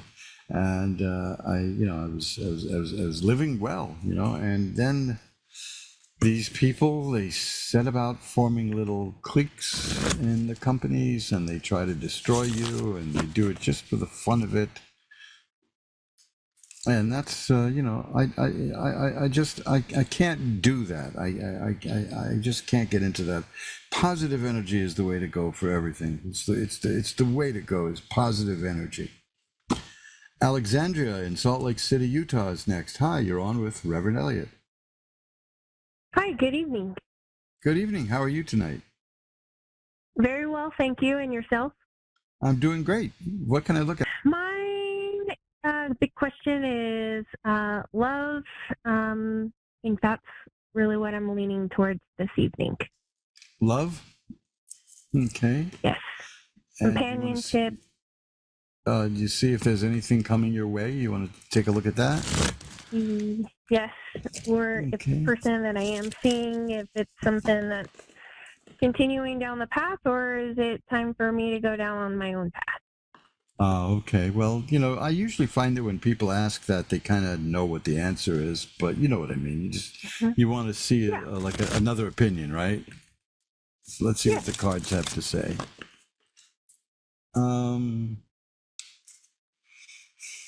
Well, I'm getting I'm getting indications that this is that you're the one doing work to maintain this relationship. Is that the way it is? I would say that's pretty accurate. Okay, because what I'm seeing here is the Chariot, which is a card that shows a person on a chariot that has two horses. Actually, they're sphinxes, but this is all metaphysical stuff, And one is black and one is white, and one wants to go this way and the other wants to go that way, and you're the driver and you're trying to keep it focused. And at some point you're going to ask yourself if the game is worth the candle. But it seems to me that you're really doing most of the work here. I see that you are a person who can be comfortable alone, and I don't mean like a hermit, but you don't value being around other people higher than anything else.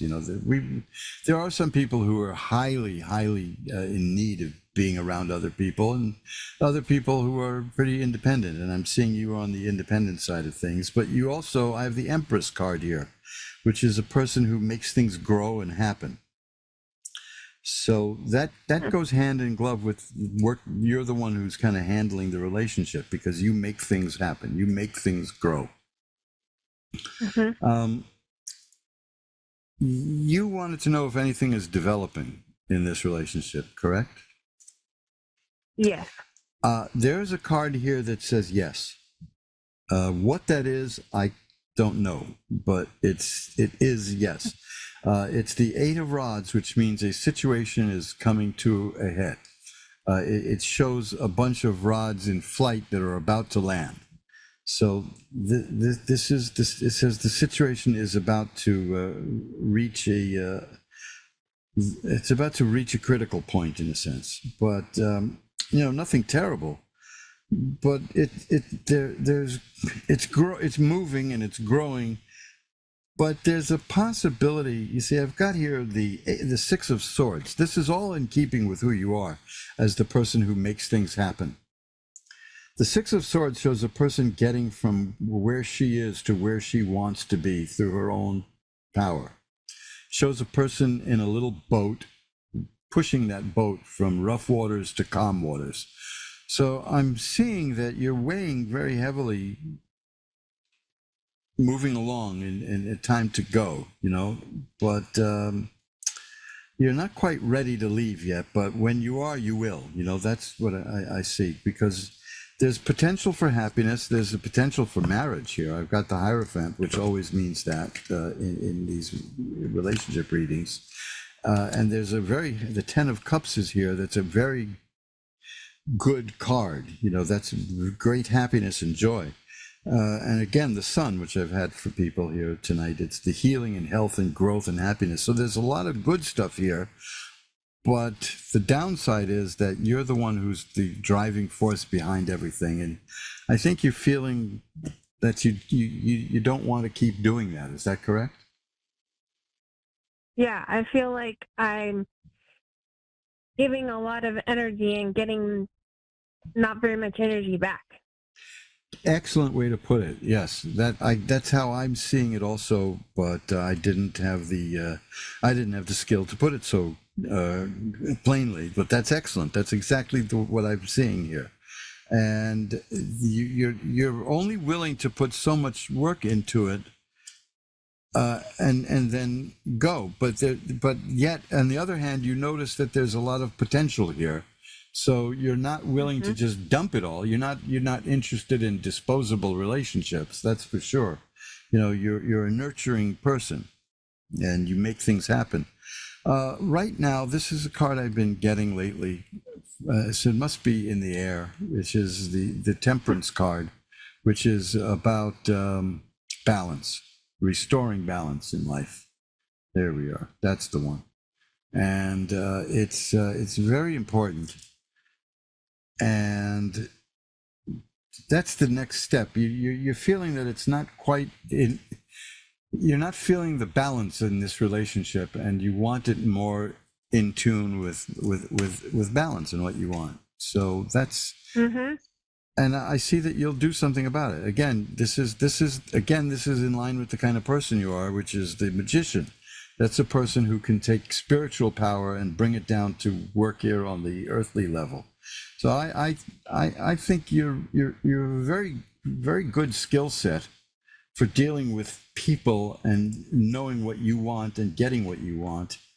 And yet you're not demanding from other people. You're willing to give them room to be themselves, is what I see. But still, they've got to meet you halfway, wouldn't you say? 100%. I'm okay with being independent, and I'm okay with them being independent as well. But there's definitely where I would like to meet that halfway point, and I feel like I'm 75%, and they're not. Yeah, well, I think you're going to succeed. There's no doubt about that. You're going to get what you want. It's just a matter of when you feel like it's time to move, but you will. This is what you do. You're giving this. I think you're being very amply fair here, and you're not pressuring anybody. You're letting it grow, and you're seeing where it goes. But you wouldn't mind having some of the burden lifted, and that's it's a good thing. It's supposed to be a partnership, correct? Yes. So there you go. That sums it up. But you really nailed it. Mail is on my mind all the time because we have no mailboxes in New York City anymore.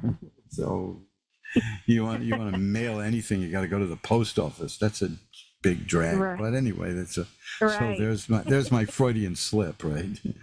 It's you don't want to mail in your relationships. That's what I mean, right? Yeah, I'm covering for myself. That's what I meant. Yeah, we know. That's actually my subtle point. Not that my mind is wandering. So anyway, you're going to get what you want. You're going to be fine because the world is here. That's a card of assured success. But you'll be all right. I don't hear desperation. I don't sense fear. You know what you need to do, and you're going to be okay doing it. And I think the world needs more people like you.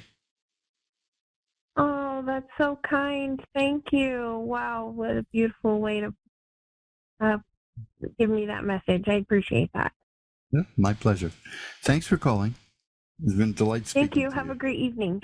Thank you. Bye-bye now. And let's shuffle them up, see if we can get a call or two in again. See if there's anyone else.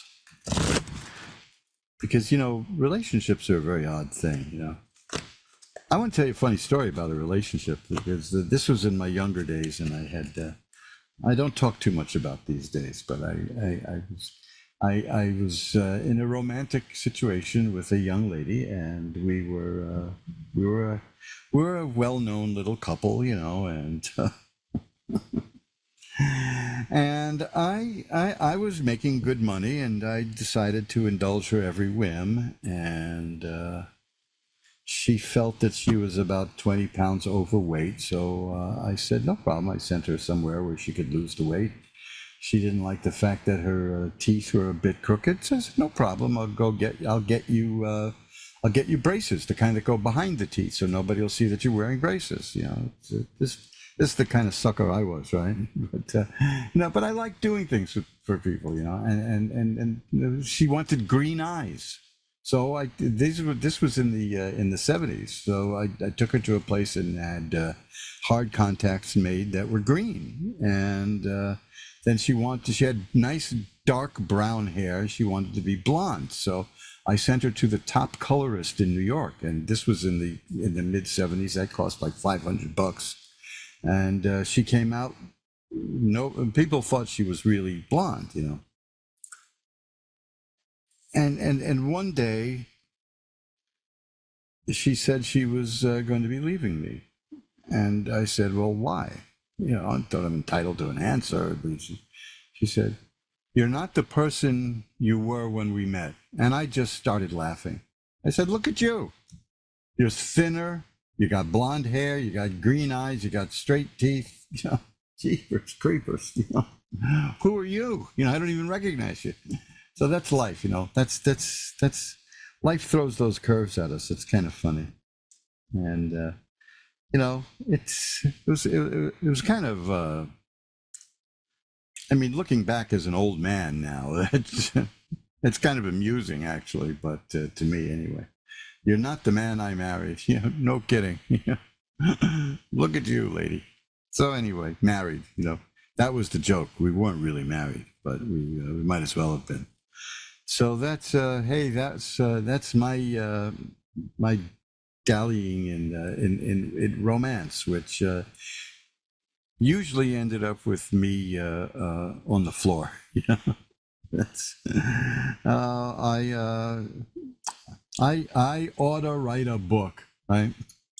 Kelly in Naples, Florida is next. You're on with Reverend Elliot. Hi, Kelly. Hello. Hi, how are you tonight? I'm doing great. Thanks for asking. Well, let's see what we can do maybe to even make that better. What can I look at for you? I don't know. Just maybe a general reading. Okay. Let's just shuffle them up a bit. Nothing like humid cards in July. We're going to have to wash these or buy new ones, I suppose. I bought a new set of cards and then I didn't remember which one was the older one. So that didn't do me much good. Are you looking for a new kind of work or new career move? Kind of, yes. I just actually talked to a friend about getting a job at her work tonight. Oh, excellent! Because that's what I see here, which is I love these cards. They just really get right to the point. It's the Ace of Rods. Rods are about work and career, and aces are beginnings for obvious reasons. And this is, and then the next card is the Two of Cups, and that is about something that comes about through a friend. So there you go, right? This is exactly what you just said. So. I'm seeing that there's a possibility there of new work happening. There's the Page of Coins here. That is about money coming in, getting a new income stream.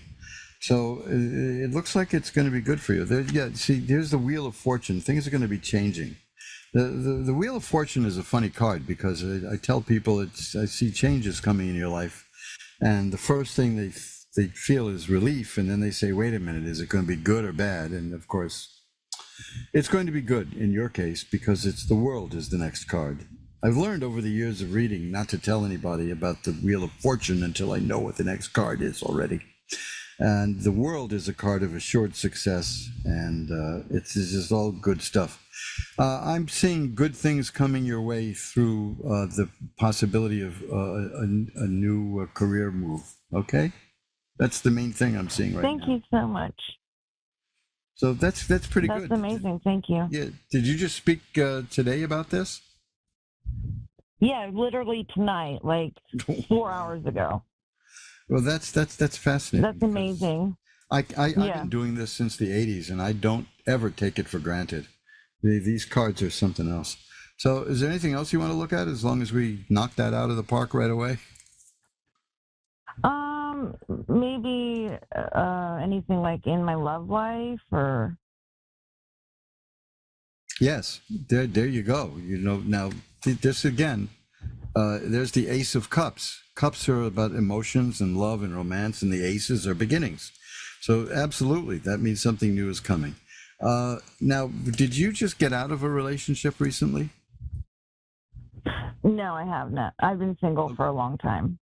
Okay, because this is an interesting card. It's the Eight of Cups, and it shows a person walking away from presumably things in her life that are not working and walking towards things that are working better. So it's a card of improvement, and it's a card of, you know, doing things for yourself to make it better. I just asked about that because the two cards, the Ace of Cups and the Eight of Cups, if they link up a story, it might mean that you just ended a relationship. But no, that's see, this is such an interpretive art that we have to ask questions. One of the reasons I'm leery about asking questions is because it looks like we're trying to fish around for the answers. But you know, I think you know how it works. But you are trying to improve yourself. I understand it. That's the main thing. Yeah, I understand it, because I've been sober for 4 years, and I've been on this like self-discovery journey. So that makes sense to me. These things do happen, don't they? When you drop that kind of stuff. I used to drink an awful lot, and God, I loved it, and then I stopped. I just stopped. You know, it just stopped. I didn't set out to stop. I got ill, and there was no room for it in my life anymore, so I just stopped. And it changed an awful lot of things, you know. But odd, isn't it? You know, the things that we do as we move along in life. I was known. I mean, people used to draw pictures of me holding martinis. I mean, that was what I was known for. And it might not be the wisest thing to be known for, you know.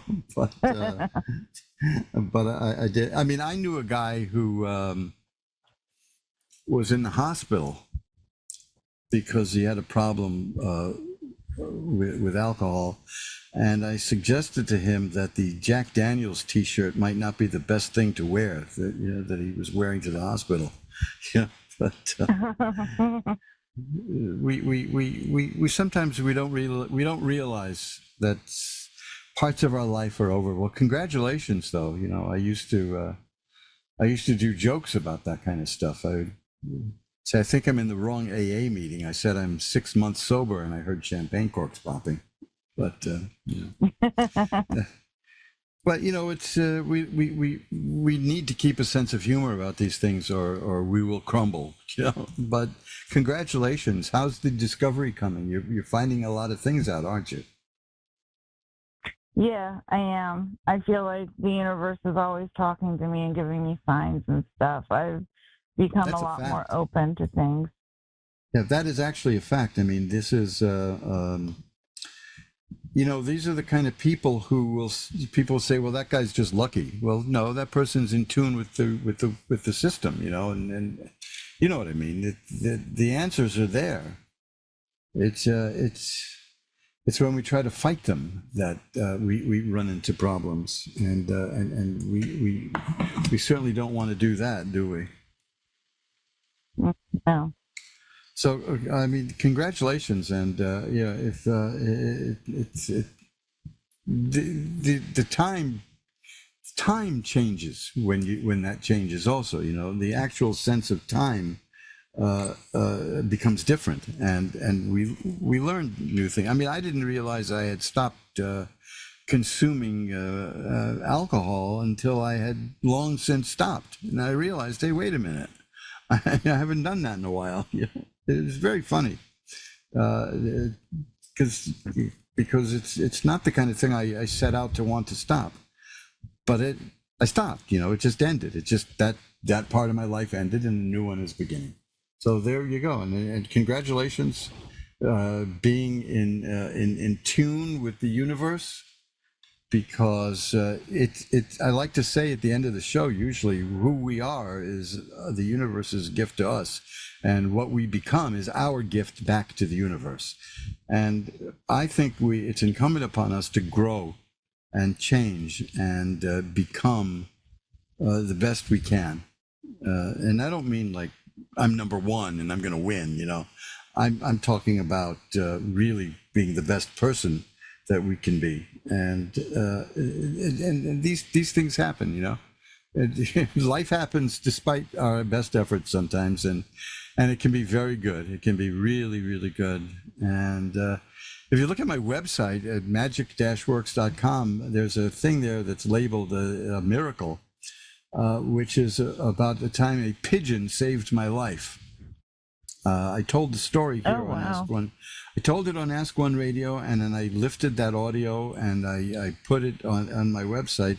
But a pigeon, literally here in New York City, a flying rat, as Woody Allen used to call them, saved my life. Now, you know, you got to be open to these things, right? Right. What's the website again, so I can write it down? I'd like to hear it. Is magic-works, WORKS, magic-works.com. Okay, great. Thank you. And it's, I think it's called a coincidence or a miracle or something like that. I will put a link to this at my Twitter page later today, because, you know, I must have, oh gosh, maybe a dozen followers.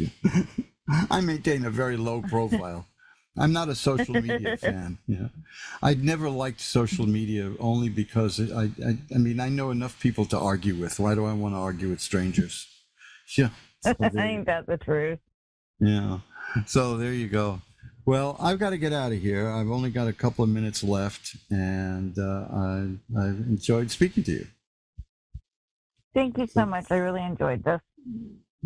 Bye-bye now. And folks, that's it. I've got like a minute and a half, 2 minutes, maybe tops, not even. So 2 minutes. There you go. See? And I will be reminding you again that you can find out more about what I do at magic-works.com. There's a contact form there if you want to get in touch with me. I'd be more than happy to communicate with you. I don't charge for that. I'm not one of those people who keeps the clock, you know, the meter running on everything. You know, it's not worth it. It's just money, you know. Now, if you don't have money, of course, then money is worth it. But hey, you know, what can I tell you? See, to me, I'm a very chatty person, shall we say? And I've been in hibernation for a year or so, and I'm glad to be back. And hey, that's it. So, you know, go to mojoacademy.org. You'll find links there to all my books and links to the new eBay page. I'm really excited about moving my products to eBay because it allows you to offer lower prices than I charge. You know, rip me off, tear up my account. Tear up my bank account, destroy me. But I'm gonna, as soon as we're done, I'm gonna go put up this book, this one, the Kabbalah of Numbers, and we will get together and maybe we'll talk about it next week. And that's the way life goes. Well, I'm out of here in 20 seconds, so I want to say thank you for joining me and welcoming you into your home. And remember, time flies. It's up to you to be the navigator. Bye-bye now.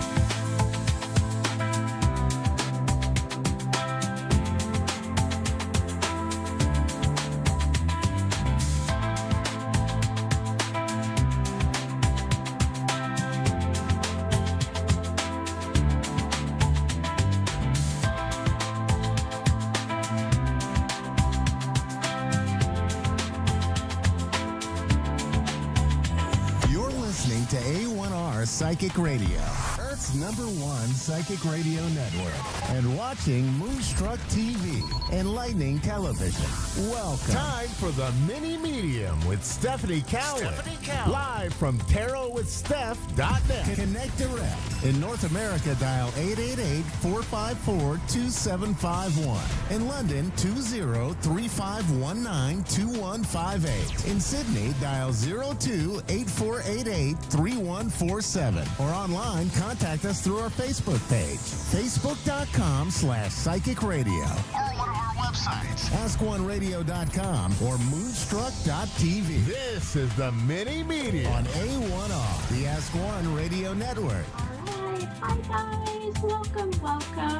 Happy Wednesday. Happy Hump Day. This is your Mini Medium on the A1R Psychic Radio and the beautiful Moonstruck TV. I'm so excited to be back. I've been going through some just crazy transitions in my life, as I feel maybe a lot of people out there are right now. So I cannot wait to see what happens, through the readings tonight and just the beautiful energy. We're still kind of feeling that that full moon energy that we just came out of, right? That blue moon. I don't know if you guys are feeling it, but it was a lot. But it was beautiful because it was really a completion of all the things. It was like everything coming full circle and then just being done, if that makes sense. So you should be feeling a release of all the stuff maybe you've been carrying over the last few years. And boy, I'll tell you, that's what I've been going through. So thank goodness. So just trying to process and transition into this new part of the year. So you're in the sign of the Gemini. Woo, woo. That is my sign. So my birthday's coming up here soon, and I am going to be 51. Yes, I know, hard to believe, right? You know what, though, it's funny because I think when my mom has passed, but when my mom was 51, about my age, I kept thinking, gosh, Mom, you're so old. And now I am, quote unquote, that old. So I think, well, I love you, Mom. I'm sorry I thought that you were old, but because I don't feel old. My body does someday. But we're in the sign of the Gemini, and this, of course, is one of my favorite signs, and it's just going to be incredible. So I think I've said this before. If you are a fire or if you are an air sign, this is our year. This is our year to be ready for that fire horse and take off like crazy. So I can't wait. I've got a few things that are coming my way. I'm going to share this really quick. And then, of course, we're going to do our affirmation and take some calls. But I have some amazing events coming up that I'm so excited to be a part of. If you live here in Utah, or you're near the southern part of Utah, I'm doing a huge birthday event on the 13th of this month in St. George, Utah. Tickets are on sale on my website at mini-medium.com. So that's mini, the little hyphen, mini-medium.com. Those tickets are on sale. There's a little code to save $5. So if you're out that way, I would love to meet you. Come see me. And then at the end of July into August, I'm going to be in New Orleans. And I cannot wait. I have never been there. I'm a little bit nervous about the energy, but I'm going to be doing readings there and doing a paranormal investigation. So that's going to be fun. And then as we get into the latter part of the year, November, I will be in New Jersey. So I'll be doing the New Jersey Pair Unity Expo. And then last but not least, I'm kind of backing up a little bit, July 24th through the 26th, I'll be at the Salt City Paracon, which is here in Utah. And we'll be doing this event at the Great Salt Air. So if you've ever been to the Salt Air here at the Great Salt Lake, it is creepy, spooky, and so much fun. That's kind of my other thing I love to do. So I want to get that shout out. And then last but not least, for real, tomorrow night at 7:30 p.m. Mountain Standard Time, I am going to be doing a live free reading event, and that will be streamed from Facebook, which is Mini Medium. Instagram, Mini Medium 75, or also on YouTube, which is Mini Medium 75. So get all this out there. I haven't been on for a minute. I wanted to share all that. So let's do this affirmation really quick. As you guys know, I love this this new affirmation, kind of these little box sets, if you will, and they're fun. They're kind of sassy, but they really have good meanings. So, and I loved this one. It says, "I am my own lottery ticket. I invest in myself, take risks out of my comfort zone, and create the life of my dreams." I love that. I am my own lottery ticket. So I'll read the back really quick here. I thought this was kind of funny. It says, "So many people view life as an as an external lottery, hoping for the chance at a big payout that will solve all their problems. Meanwhile, they blow their earnings on junk and substances to numb how unlucky they are. The real lottery is 100% internal. If you consistently invest in yourself and you take some risks out of your comfort zone, you will create that dream life. If you have a vision and you follow it, there is only one outcome. The persistent lion eats the lucky duck." How interesting is that? And I love this, and it fit and resonated with me so much, because if I wouldn't have come out of my comfort zone 6 years ago, when I left my job, well, 4 years ago when I left my job, my corporate job, I wouldn't be where I am today, and pursuing my purpose and sharing my gifts and having this wonderful podcast with A1R. So I love it. All right, guys. Well, let's get into the fun stuff too. We're going to do some readings, and I have on the phone Kelly from Oregon. Hi, Kelly. This is Mini Medium. How are you? Hi, I'm good. How are you? Oh, I'm doing so good, my friend. So good. How can I help you tonight? Good. I just today's been kind of a hard day. My mom's been gone since October, and I just miss her a lot. Absolutely, hun. Absolutely. I've lost my mom as well. She's been gone 13 years, and I'll tell you, it feels like yesterday. You know, it just, even though it's been that long. So I can relate and understand, you know, that empty piece that we feel will never be, you know, filled back in again, right? Well, I would love to see if we can, is it your hope to maybe see if we can get a message from Mom? Yes. Okay, beautiful. Well, let me see what I can do. And then I'm going to let my producer, Dave, know. I talked a lot, so I'm just going to keep you as my caller tonight. Usually I take two, but I'm going to keep you with me, hun. Awesome. So tell me, I've been seeing the number 16 all day today. So for me, that would be like the 16th of a month, January 6th, 2016.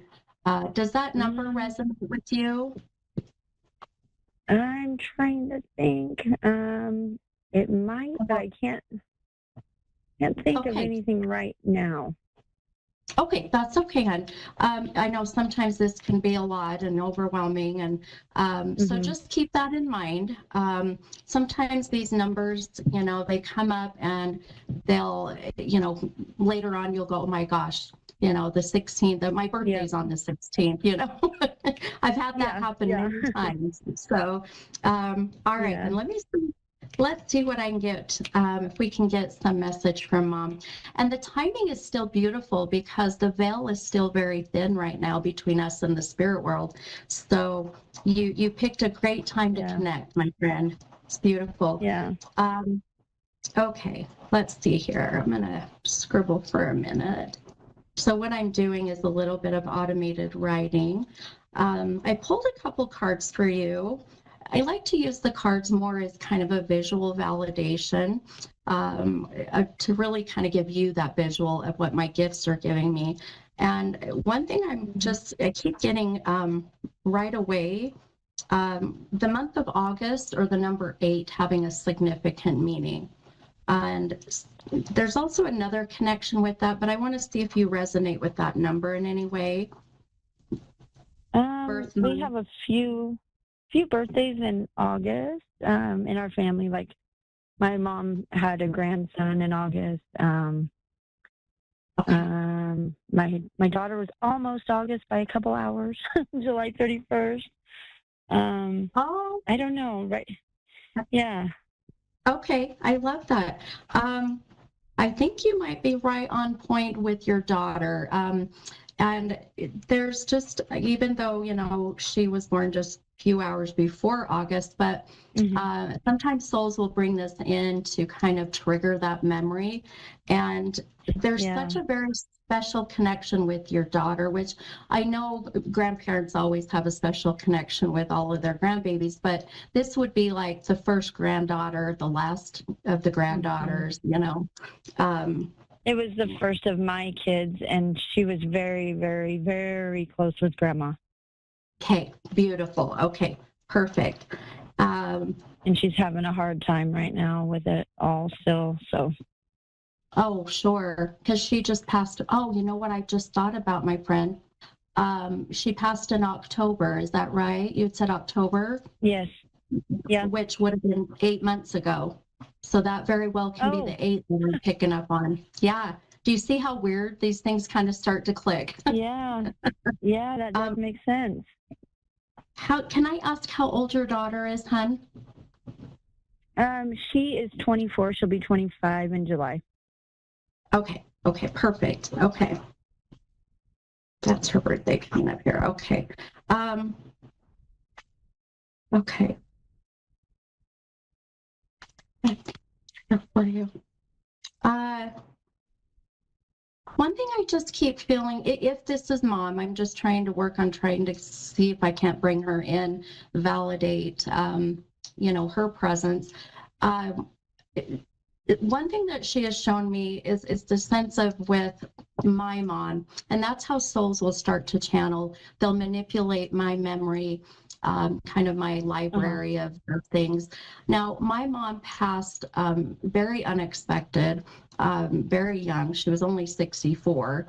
And so, but my mom had gone in with lung issues. She had ended up passing from pneumonia. Your mom makes me feel like she was sick, like my mom was, but just didn't get it checked as soon as she would have wanted to. Yes, yeah, and it's that makes a lot of sense. Okay, great. Okay, a lot of sense. On the phone. John. Perfect.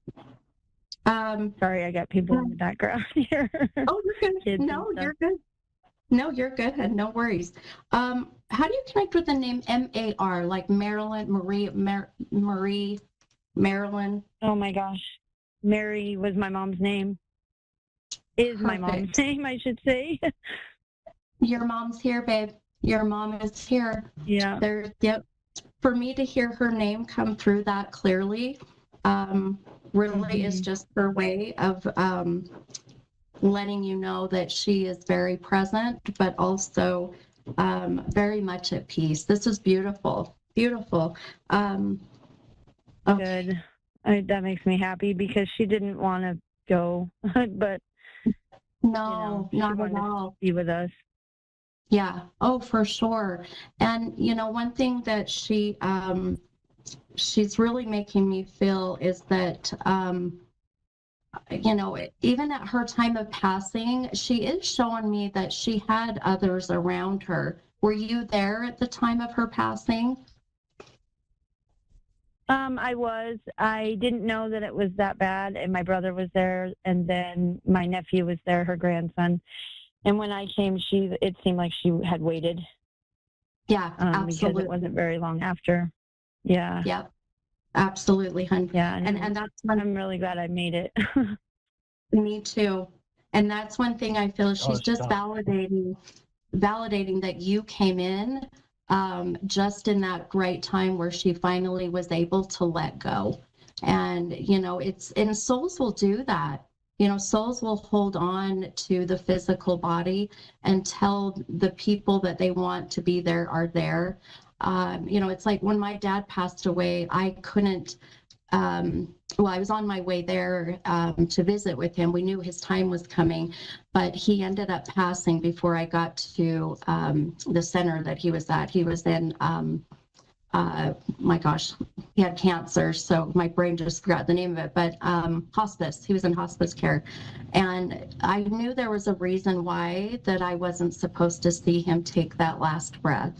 So, and the soul has that control at the last moment. So that's kind of something that I guess we have that privilege or that right, I guess, if you will. So your mom coming through so beautifully and even expressing her name so beautifully, it's her way of really, it's her way of validating how strong she is. And your mom's a strong soul. Your mom is a strong soul. Yeah, she really was here too. Let me tell you, she was about the strongest person I've ever met. Right? Was she in a wheelchair though? She keeps saying, I'm out of the wheelchair, and then she's like moving. She wasn't moving much before she went into the hospital and passed. We were having to pick her up and stuff and transport her to the toilet. It wasn't, so she wasn't mobile. So she was kind of in a wheelchair, I guess you could say. Yeah. Okay. Well, and sometimes souls will. She wants me to know that. Oh yeah, absolutely. And sometimes souls will just show me that vision, more of just kind of that sense that they were, immobile, that they had to have others help them, to get around, to get to the restroom. And she hated that. I know she did. 100%. Very, very, very independent woman. I feel like she did not like to ask for help. Yeah. Oh my God, never. No, she was a single mom from when I was 7 on when my dad passed, and it was just me and her. I mean, literally, forever. She did not want to ask for help. Yeah, it's so beautiful that listening to you talk about your mom reminds me so much of my mom. For a very long time, well, it was my mom, myself, and my younger brother, and she was a single mom as well. So just trying to make it work, trying to take care of us the best she could, and incredibly, incredibly strong, Did she have cancer, hun? She's making my body feel like it's just full of toxins or maybe sepsis. Yeah. Okay. Yeah, and they said it had went everywhere. Right. Okay. I want you to pay attention to numbers. Your mom is very number related. So I'm literally seeing 444. I've got triple fours. So, which it doesn't necessarily mean it has to be fours. It just means, do you know why the plate on her car was 444? Well, there you go. How interesting is that? Oh, you just gave me goosebumps. I love it. Yeah. So she good. Loved the lottery, so she's number oriented for sure. Okay, you literally just said she loved the lottery. Did you hear the affirmation I read right before I brought you on? Oh, I did. That was so awesome. Literally, it's and I can show it on the camera here. It's literally like a lottery ticket, and it says, I am my own lottery ticket. So I can't help but, this is your mom. This is so beautiful. And even that affirmation says, I invest in myself, take risks out of my comfort zone, and create the life of my dreams. And this is really about her saying that she is in that space now, but more importantly, wants for you to be as well. So I'm so happy for her. Yeah. Oh, absolutely. I miss her terribly, but I just want her to be happy. Yeah. Oh, of course. And one thing I love is that when souls come in, I've done this so long, and when they come in, they'll validate and be very honest if they, if they suffered, if they, were in pain, if they, were, calling for help or whatever may be. And, your mom is not making me feel that way. she makes me feel like I fall asleep and then I very seamlessly cross over. So if there's any question about her, it seemed like that. Yeah. Yeah, very peaceful. I mean, before she was in the hospital, when she passed, she was in a lot of pain, but sure. I think she wasn't that day, and it seemed really very, very peaceful, you know. Yeah, 100%. 100%. Oh, I love it. She said, tell my girl happy birthday. So someone has a birthday coming very soon, but she said her, or my girl. So this would have to be coming soon or just passed. Oh, Jennifer, my other daughter, had a birthday on May 24th. Oh, perfect. Perfect. Yeah, so she was super close with my kids. Oh, I love this. So, yeah. Well, please tell Grandma said happy birthday. That's so sweet. I will do that. So sweet. Oh, I'm so sorry for your loss, hon. Dang it. Oh, be quiet. Yeah. If anything, I can tell you, she's a fun energy, though. Her soul feels like, you know, when she was able to move, when she was able to, you know, really be mobile, she was like always wanting to do something. Very busy, the way that she's kind of progressed. Like could not sit still. Very, yeah. And she's still that way. She's very present in your house. Oh my gosh. Oh, so we kind of think so, actually. Oh yeah. Souls will mess with your electronics. It's a very common thing they will do. Yep. So, you know, your TV remote, you know, things will go wonky, your phones, your lights, all of that is a way of her energy manipulating and affecting. So watch for that too, if you haven't already, which I feel like she already has. Yeah. Oh yeah, we always say when the door creaks, because it never used to creak, that's Grandma. I think it. Yeah. Oh yeah. There you go. I love it. So cute. It's crazy, the things that happen. Oh, absolutely. She brought up another number. Well, like I said, she's very number, but the number 18, 18. Me and my husband have been together 18 years. Oh, beautiful. That could be, yeah. You hit it right on the head, hon. Is your hubby close by? Because they'll validate that, and it'll be validating him. Yes, he's right here. Yep. Oh, yeah. Well, there you go. Yeah. Yeah. He can hear it. I love it. Yeah. We don't have it on Facebook Live because it echoes, but he can hear it. Yeah. And I don't have it on speaker because they can't, but. Right. No, I love it. Well, and you can share it with him. So her validating 18 years together, and even just validating him, you know, I think is beautiful. Wow. So good. And my brother has me in probate court right now, and so we're kind of going through a lot of stress with that. Oh, I mean, we would obviously have to do probate, but he's saying some awful things and accusing, and we're going to contest it and all that. It's just horrible. I'm so sorry, honey.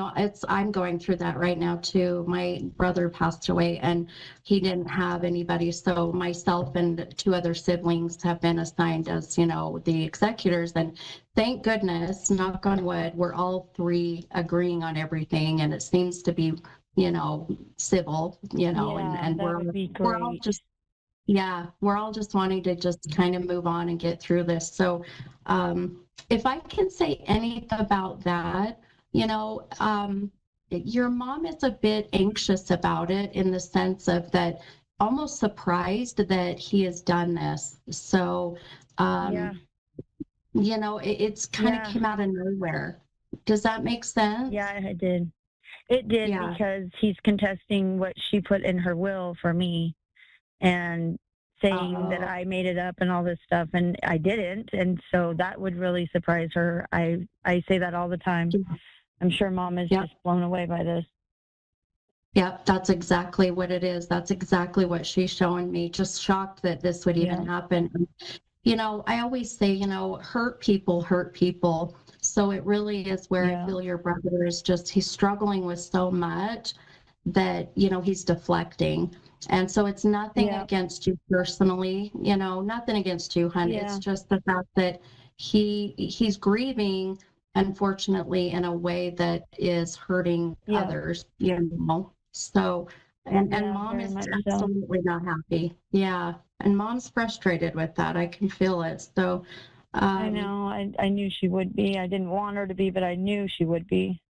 Yeah. Well, of course. I mean, you know, you know, and I always say too, our loved ones, when they, you know, when they cross over, they don't want to be the reason why family here in the physical world ends up fighting over, you know, things. And I mean, it's like death can really bring out the worst in people, and our loved ones don't want that. If we're not at peace, they can't be at peace. So, you know, it's one of those things where we really need to be mindful. Is this worth fighting for? And if not, then let it go, you know. And I know that's easier said than done. I know a lot of where that goes. So, well, I know I totally agree. Yeah.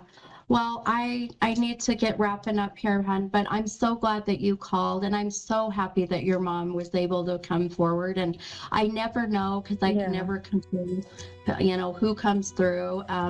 But you must have been manifesting it, which helps a ton. Yeah. So it's so actually, good. A1R got a hold of me. I don't even remember asking them and reason for a reading. So it was really cool that they got a hold of me. Okay, that's so really cool. I have to watch. Yeah. Oh yeah. This is absolutely your mom's doing 100%. Yeah. Oh, that's so good. I hope scheduled this gave you. Yep, she did. Yeah, she absolutely did. Well, I hope this gave you some peace and comfort, hon, and I appreciate you calling, and you take care, okay? It does, Stephanie. Thank you so much. I appreciate you. You're welcome, hon. Have a good night. You too. Bye-bye. Okay, bye-bye. All right, you guys. Wow, what a great show to have coming back, right? So thank you so much for being here. I can't wait for next week. Have a beautiful night. And remember to check me out. Go to my website, mini-medium.com. Thanks again, guys. Bye-bye.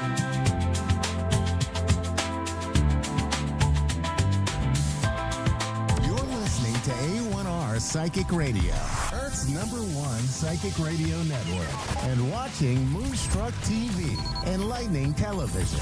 Welcome. And now, Reverend Elliot's Magical Window with Reverend Elliot. Live from magic-works.com. Connect direct. In North America, dial 888-454-2751.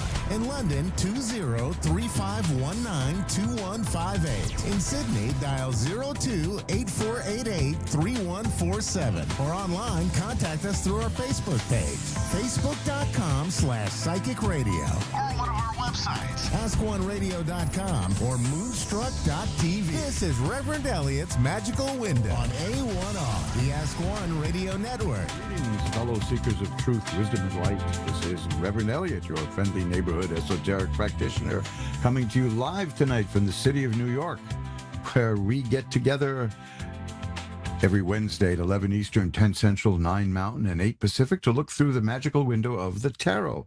I've got my trusty tarot cards here, and they're ready to go. I was just thinking about how long I've been doing this. I've been doing this since the early 80s. Something like 1982. I sublet an apartment after a trial marriage I had. Somebody tampered with the jury. Let's just put it that way. And the marriage didn't work out, so I was somewhere else. And there was only one book in this apartment that I sublet, and it was Waite's book, A Pictorial Guide to the Tarot, which is a terrible book, by the way. I mean, a lot of people buy that because it looks like it's going to be a nice, easy thing to understand, but it's very obscurantistic, if that is still a word. It was a word in the Victorian age, but it might not be now. In any case, it's there's a lot of stuff that's just goes off the deep end in terms of hiding things. But it was a good start, and it confused me to the point where I decided to look into it more. And there you go. Ultimately writing my own tarot book called, believe it or not, Reverend Elliot's Magical Window, just like this show. Well, I had a nice week, an eventful week in terms of innovation. I went into my laboratory. Now, for those of you who didn't know that I have a laboratory, I don't. It's my kitchen, But am I shuffling these cards backwards here? Yeah, I got some of them all mixed up. Well, that's going to be a lot of fun tonight. That should be interesting. And I some of you know, because I incessantly plug it, I have my own brand of shaving soap, and I did that for a reason, which is there used to be several brands of shaving soap that were quite foamy and good and simple. Not filled with scents and oils and things that are unnecessary. That I used to use those, and there were 3 of them, and they were very affordable. And then inflation hit, and they went out of business. One of the companies was Williams Shaving Soap, which was the first shaving soap made for a mug back in the 1800s, and so we lost that. And what we were left with was kind of expensive stuff. And so I started making my own soap, and I wasn't quite happy with the results. So I've been tinkering with it. And now I'm going to show you what I got here, because I kind of like this. This is, if you get the soap, it comes in a little can. And look at this. It's a thicker soap now, and it's almost transparent. It's quite translucent, and it is, well, it's foamy as hell, and I like it a lot. I used it, and I had a blast using it. It came out, it exceeded my expectations, this formula that I cobbled together. And there it is. There's, and now I'll tell you something else. This is now, not only is it bigger in a sense that it's larger than the other soap I made, but it weighs the same, strangely enough. And it doesn't use up as much when you whip it up to foam it, so it lasts longer. Now here's the funny part. It's it's easier to make, so it's simple. So I knocked $2 off the price. It was $6.99 for a piece of my shaving soap, and now it's going to be $4.99. You can see all that at mojoacademy.org. There's stuff there about the changes that'll be coming as I roll this out. But it's better. It's lasts longer, and it's cheaper. What more do you want, right? So this is what I was looking for, because I didn't, I've never paid $19 for a piece of shaving soap in my life, and I wouldn't ask anyone else to do it too. And I tell you the truth, I was a little bit not happy charging what I did charge for it. But now, because of the changes I made, and I was just delighted to see how well it turned out, that I'm going to knock off $2. I think $4.99 is decent for that, and it'll last quite a while. So keep an eye on mojoacademy.org for that. And that was the high point of my week. To give you a rough idea of what my life is like in old age, is that I get aroused by turning on making soap. In my late teens, I was making beer and wine. That made me quite popular. I don't know how popular shaving soap would make me, because only 5% of men shave using a shaving soap. And even fewer using a shaving soap and a straight razor. So, I'm just like, as you could guess, I'm rather on the old-fashioned side. So there it is, right? So that's it. That's our soap, and because it's clear, I think I'll just rather pompously name it Cristal. But why not, right? So anyway, it's good to be back. I think this is my third week back, which is good, because I had a rough time earlier in the year, and I missed a bunch of shows. I missed shows after April 28th or so, and I hate doing that, but I also hate not being able to give 100% to a show. And that's important to me. And if I can't get near 100%, I won't do it. I'll just not waste everybody's time. But here I am, and let's see. Is there anything else new to report? I don't think so. No, nothing new. Maybe when Halloween gets closer, I'll have some stuff to talk about because that's our time of year. I've been mailing out some custom talking boards. I can't call them that other name because that's a trademark, but I do have. You go to mojoacademy.org and look at the custom talking boards, and you'll see I can make one for you that fits your specifications. It's and see these boxes behind me here. That's books and things that are all ready to go out to people. This is. I'm talking to you from my warehouse. Oh boy, my laboratory, my warehouse. What the heck do I live in? Anyway, we're here now in the middle of November, which is actually the end of May. But it's like November out here in New York. It's dark, it's cold, it's rainy. This is crazy. This is just insane. I really want some of that global warming I keep hearing about because it's cold here and it's dank and dark. And that's why Halloween was on my mind, I guess. So anyway, enough of this. Let's make up for lost time. And I have the cards all shuffled up, as you saw. In fact, I messed them up a bit. But there you go. And I've got. If I sound a little peculiar now and then, it's because I'm trying to not have the hiccups. Did you ever try to not have the hiccups?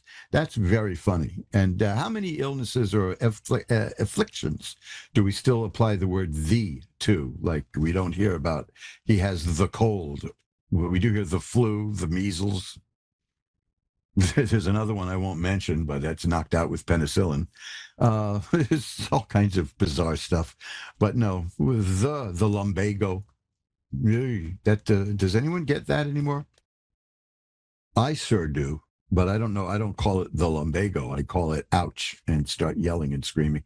Anyway, we're back, and I'm feeling actually alive and vitalized. And this is what I am like. I am the fruit of modern medical science. So there you go.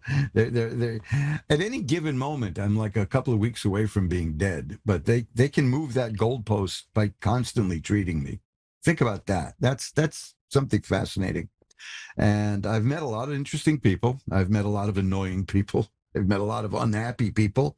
I've met a lot of people who are fine and happy and just dealing with what's in the cards for all of us. And if you want to know where that expression comes from about something being in the cards, it's tarot.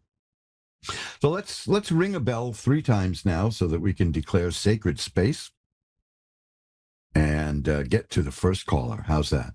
Ready?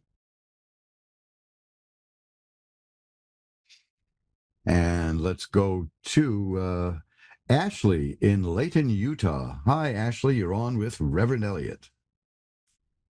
Hi. Hi. How are you tonight, Ashley? I'm doing good. Well, maybe we can make that a little better. What can I look at for you tonight?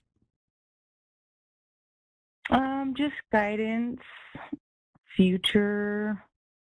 Okay, well, let's see what we've got here. The first card I have at the top of the deck is after I shuffle them, is the 3 of Cups. That is, do you have any plans, or is there something you're working on, something you want to do?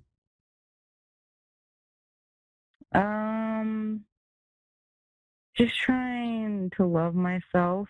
Oh, okay. Well, that's a worthy project. Your product. The minute you become a product, you're going to have problems with the law.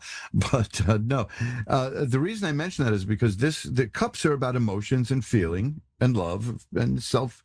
Look, I've run into too many people who hate themselves, and there's these little tapes that play in our head all the time, that say, you're not good enough. Who are you to do this? And it really. People put that. The clinical psychologists will say that we are all living in a post-hypnotic trance induced in early childhood, and that's part of it. This idea of being worthless. I knew somebody like whose parents were divorced when he was very young, and when parents divorce, a little kid can blame him or herself. So this kid asked his grandmother, his wise old grandmother, said, did mom and dad break up because of me? And his grandmother said, yes, it was only because of you. Now, this ruined him for years. So it's not funny, the things that we say to kids, even if we're joking. There's certain things we don't want to joke about. But the card that I got here that I mentioned for you is the Three of Cups, which is the completion of a matter in plenty, which means that what you're setting out to do, you're going to succeed, and it's going to be very rewarding for you. Very rewarding for you. And it's a very good card. It's a decent card that shows that you're on the right track. And you didn't really mention anything about the emotional aspect of this until you told me about it, and I already had this card. So there is, of course, does that make sense? You didn't mention it until you told me about it. No. I'm losing my syntax, folks. That's and the syntax I think is about 20% now. In any event, I need a rim shot for that. Wait a minute. There you go. So let's just shuffle this up and see how you're going to do on your emotional journey for yourself. How's that? Would you like to look at that? Yes, I would love that. Okay. What I've got now is the Two of Swords, which tells me that you feel that you're kind of stuck in one place. Do you feel that? No movement one way or the other? Okay, well, that can be pretty frustrating, but no movement one way or the other certainly is better than bad movement. So, you've got time.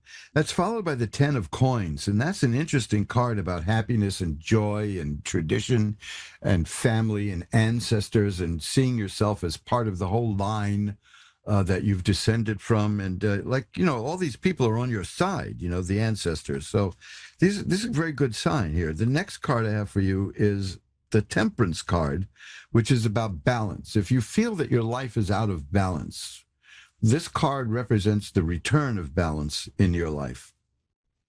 And that will be good. That's what you want. And of course, there's a cup on that card. You see, the angel in this card is holding a cup. The first card I told you about was the Three of Cups.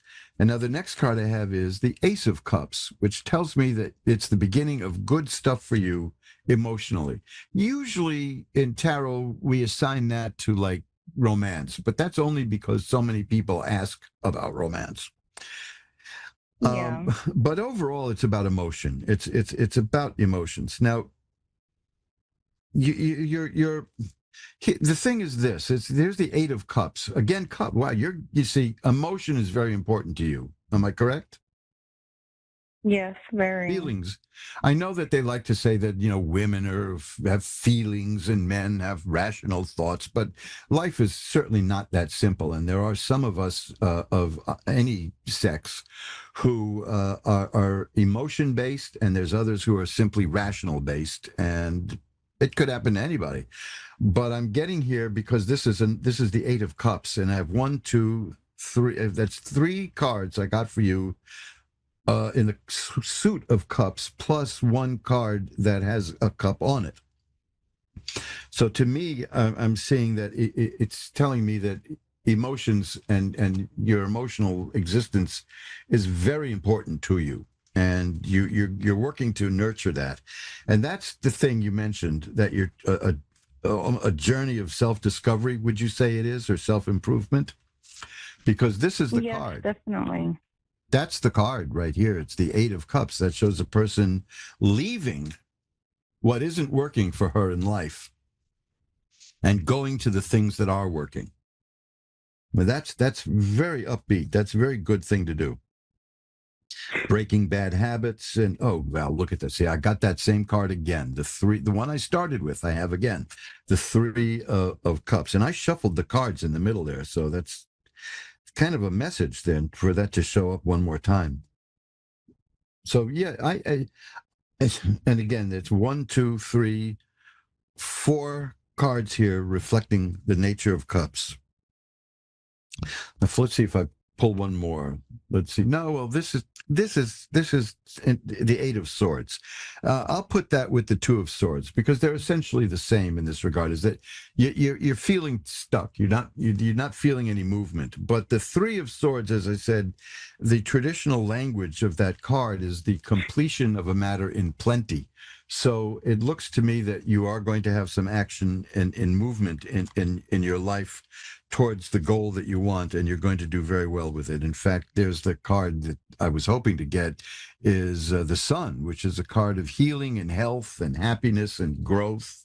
Very, very good, very well done. And I think that if you can just get through this period where you feel stuck and where there's no motion, if you can get through that, you will be fine.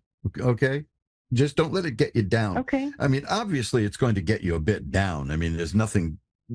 I'm not saying ignore your feelings. That of course is worse than not having feelings. Is to have them and ignore them. I mean, we have an evolutionary advantage over feelings because of feelings, and it's good, you know. Like one of the things that is just a personal thing for me is how people try to train anger out of children. Don't you raise your voice to me, young lady, and things like that, you know. Because anger is important. Anger is the thing that tells you you've been mistreated. And and now constant anger is rage, and that isn't any good. But I see that you are very in touch with your emotions, and you're acting on them, and you're acting on them in a positive way. I don't see any negativity here at all, and you're going to come out of this all right. That I get that from the Sun, the major card of the Sun, which is that you're going to get through this and be fine. So hang in there. You're on a very good path, and it's going to work for you. Yay, that's awesome news. Thank you so much. My pleasure. Thanks for calling in. Bye-bye now. Yeah. Bye.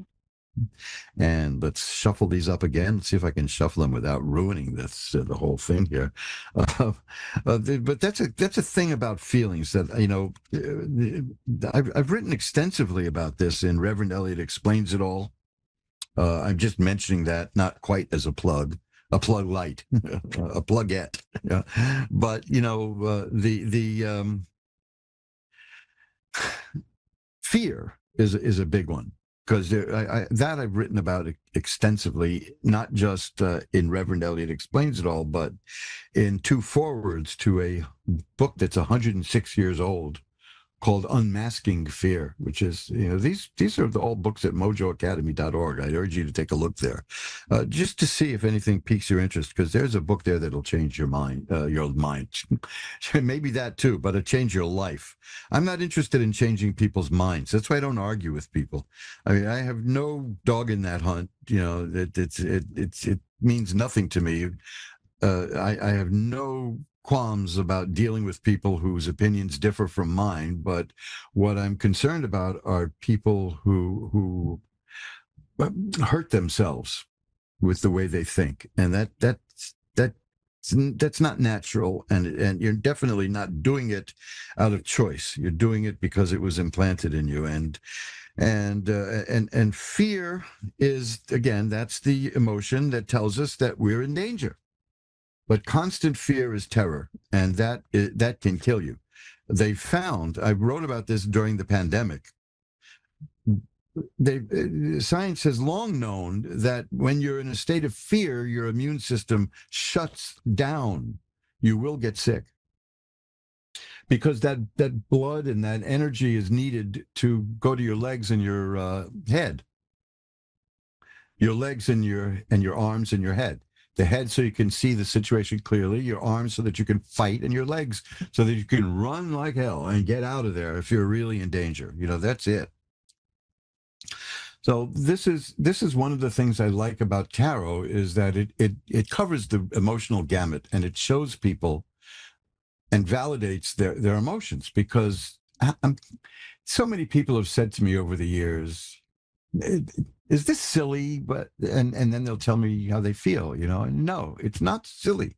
It's silly, by the way, is a very misunderstood word. It means empty. It means empty.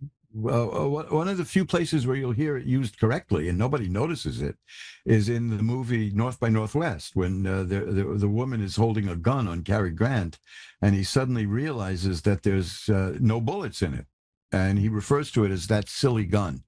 And whoever put that in there was rather arch, but that's what it means. It means empty. And you're not going to have empty feelings. You have these feelings for a moment, and they hit you, and they're there for a purpose. So please don't disregard them, but see if you can take command over them. And that's what things like Unmasking Fear, that book, that's what they're about. That's books like that are about. Let's see. Melissa in Batesville, Arkansas is next. Hi, Melissa. You're on with Reverend Elliot. Hello, how are you? I'm doing well. One of the nicest people I ever met was from Arkansas, and we had a wonderful conversation a couple of times. And I said, well, because I accidentally mentioned something to him which was sort of offensive, but I'm a New Yorker, right? So I have no feelings about these things. Now, are you native to the South? Yes. Okay, well, then I'll tell you this, because this shocks people. I went to PS 87 here, the elementary school, where I always loved that place because I learned how to read there, and that my whole future opened up because of reading. The name of the school is the William Tecumseh Sherman School. Now, I don't have to explain to you why that upsets some people, right? That's. So I told him that, look, there was a lot of hysteria here in New York around the time of the War of Northern Aggression. And he just said, bless you for putting it that way. And it was, so I think I earned my way back, I think I did. The well-known Southern thing of bless your heart. Yes, but usually sarcastically, correct? A lot of times, yes, but yes, yeah. It really makes you question it. Yes, well, he was. He said he was so happy to hear a person up north refer to the War of Northern Aggression. So there you go, right? Right. Yes. So anyway, I always think of that conversation when I think of Arkansas. And I do think of Arkansas now and then. So what can I look at for you today? You have to visit and see our Ozarks. Oh, I would. I'd love to. I flew over it once, but that's not good enough, Oh, no. I was in an airplane, though, just to clarify things. I started to say. Yeah. I'm glad to hear. Yeah. So what would you like to look at in the cards? Just some guidance, honey, if you don't mind. Okay, well, let's see. I'll shuffle them up and see what we get. Okay. One more here. We should do it. I'll cut them. Oh, okay. Well, the King of Coins is here. That's an interesting card on two levels in this case. It's and the Ace of Coins. Jeepers creepers. Well, looking for guidance, asking me for guidance and getting there's money here. There's big money here. The King of Coins is my card. That's the significator for somebody my age, a male my age, roughly. So yeah, it's and my birth date. So yeah, that card could indicate me, but it also indicates that you're very good with money. Am I correct? Yes. Okay, because I have no choice. Yeah, you tell me about it. I mean, I've known people who were terrible with money, and they just, and I don't mean like they were irresponsible. They were just not there. Right. There was a woman I knew who was an airline stewardess, so maybe it was jet lag, but she used to use credit cards until the credit card was refused, and then she'd use another one. She had no idea what she was spending ever. So she got into problems with her money that way. But yeah, I would say anybody who's paying attention would have to pick up some skill with a dollar here. But you're doing good with that. This is good. This is good. This is the guidance is that it can mean that there's money coming towards you, But the main thing is that that's a strength for you. Here's another one, the 8 of coins. See, there's 3 cards here, and they're all coins, like the previous person got all cups. The 8 of coins refers to starting a new job or a new phase of a job or a new assignment. But whatever it is, it's something new that you will maybe be kind of like an apprentice at. But you will pick it up and you will succeed and you will be rewarded. That's great to hear. That shows me that you're a person of great skill and it's going to go out very well for you. Good. Okay. That's good now, to hear. Since I began with the King of Coins, the next card is the Queen of Coins. That's really interesting. Now, here's another one, the Page of Swords. Swords are mental activity, and the pages are the appearance of something new in that field. So this tells me that your thinking is changing. Your mental outlook in life is changing. It's growing. So are you going through that now, right? Now, a change? Yes, I think it may be the age thing, but yeah. Well, let's hope. They claim we get wisdom. I'm still waiting, but I'm not. That's like me waiting for the middle-age spread. Yeah, I keep wanting to gain weight my whole life, and everybody keeps saying, "Oh, when you hit 40." Well, I don't know where it's at. Well, I was grotesquely fat when I was in my 30s, and then I dropped. I lost all that weight. I was sick of it, so I stopped. I tell you, one extreme to the other is just as bad as the. I mean, it just depends on the person and what Yeah. I've just kept it nice and even these days. I hope. Yeah. We'll see. So here's the overall in terms of guidance for you is this card, which is the World, which is assured success. You'll be okay. You're going to do all right. Under that, I have a card, the Chariot. Now, these are 2 major cards, so they're important. The Chariot shows me that you can handle situations that would be deemed stressful by ordinary mortals. Because this is a person who has got a white horse and a black horse. One goes this way, one goes that way, and she is there holding the reins, keeping it together, and you're good with that. So that's good to know.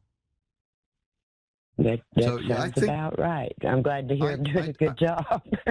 Yeah, I see it good here. Good stuff here. The Page of Coins again. Always money here with you. That's the Page of Swords and the Page of Coins, which tells me that whatever this idea that you're working on with the way that your mind is growing and changing is you're going to make money out of that. You're going to put that to profitable use. These people would be smart to stay around you. That's what I see. Don't you tell everyone that. Yeah, there you go. So it's going well.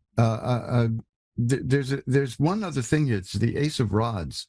You have the aces and the pages. These are about beginnings, and the rods is about career. So there's the possibility that you may be doing something new in terms of your work life. This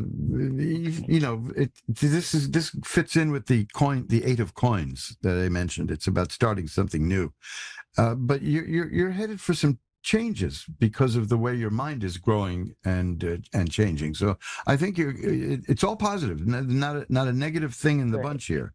Yeah, here's the Wheel of Fortune, which tells me that things are changing for you, and that's followed up by the 10 of Coins, which is a card of perfected happiness. So there you go. Great. I think you're going to do fine. Thank you. Okay. I question sometimes. I know. Sometimes I wonder what the plan is, and why. Right. But if I keep that up, I'm going to end up in a roadshow of Fiddler on the Roof or something, So there you go. But, I'm not going to walk around singing "If I Was a Rich Man," But anyway, it was a pleasure talking to you. And you too. And you have a good You're headed evening. for some very good times. Bye-bye. Great. I'm ready. Bye-bye. Bye. And look at that. We rounded the corner of the first half of the show. You see how fast things move when when we have a good time here. Now, if you don't have a good time now, I want to know why you're bothering even to listen. If it's that bad, right? I don't know. I just enjoy this. You know, you have no idea. I mean, I've never really. I mean, the closest I came was when I wrote the book, Reverend Elliot's Magical Window. I dedicated it to the Ask One radio audience because you people really turned my life around in many ways. And I've been doing this for like 11 years now. And it's just, I can't imagine not doing it. This was so difficult last year when I was very ill. And I out of 52 shows, I only did 15. And I forced myself to do those, I suppose. It was, and I'll be back next week, and then you don't hear from me for 6 months, you know. So I can't tell you the energy I get coming down through this whole system of satellites and computers and earpieces and microphones. Here's my cute little microphone. But I can't imagine not doing this anymore. You know, I would do it even more. You know, I would change my name and have another show. I'll get a toupee. That's just what I need is a hairpiece, right? and you know, if I could, I would do more. You know, I really would. I just enjoy. I enjoy talking to people in general, but I certainly enjoy talking to enlightened people, such as the Ask One radio audience, because you're always so upbeat and positive. You energize me, and maybe, just maybe, you're part of the reason I've survived this far. Think about that. Pat yourself on the back, right? Let's see. So let's go to the next caller. We'll talk to Connie in Toronto. Hi, Connie. You're on with Reverend Elliot. How are you doing tonight, Connie? I'm all right. I just talked to you. You did? Yeah. Well, who was I talking with? When was that? I don't know. It was me. Oh. I don't know. Maybe you had the wrong. Was that Arkansas? No. Am I confused here or what? Look at that. The mind is going, isn't it? What? I don't know, but I just talked to you, but maybe it wasn't for me. Maybe that reading was for someone else. I don't know. Well, what did I tell you? Let me remind me now. You told me that it was going to be good, that I was looking at, my mindset is changing and that I was looking at a new career. And that was, yeah. You probably heard me through the phone line. I was talking to a woman in Arkansas, Melissa. Oh, okay. So now if that covers all the bases for you, you're fine, right? but no, that was the previous caller that you heard. Oh, you know, okay. I wasn't sure because I was talking to you and you were talking to me. I just thought it was me. I don't know. Maybe you thought that I was talking to you and you answered, but I didn't hear you. I only heard the woman in Arkansas. Oh, how weird. Okay. You know, you said something about being overweight. Yeah, that was me. My mind is fragile enough. Don't scare me like this. You know, I just spoke to you and I don't even know you, right? No. It's a mechanical we'll start over thing. then. Right. Because I don't recall talking to somebody in Ontario. Otherwise, I would have made I would have made my usual lame joke about how you're going to be the 51st state, right? So, no. Oh, okay. Yes, I heard that the last time. Okay. Oh, okay. Boy, I'm just so predictable, right? It's anyway. What can I look at for you now that I've actually got you on the phone? How's that? I'm just looking more for like my health, pretty much. Yeah, like because I've been really working on it. Because I have a homeopath and I have a naturopath. I have a homeopath and I have a nutritionist. And my homeopath is actually driving me crazy. I don't know if I should be with her anymore. And I like the nutritionist. I think she's trying to help me. Well, you know, I'm a believer. I had a doctor one time, a physician, who told me and I was in my 40s maybe at the time, who said the problem is that human beings are not meant to live beyond the age of about 24. So I decided to get another doctor. You know, I didn't want that. That's for sure. So if you're uncomfortable, look around. You know, see someone else. Maybe ask around. You know, call the county medical society and talk to the people there at the phone or on the website. They're very helpful. A lot of people don't know about the county medical societies. They're very a good resource.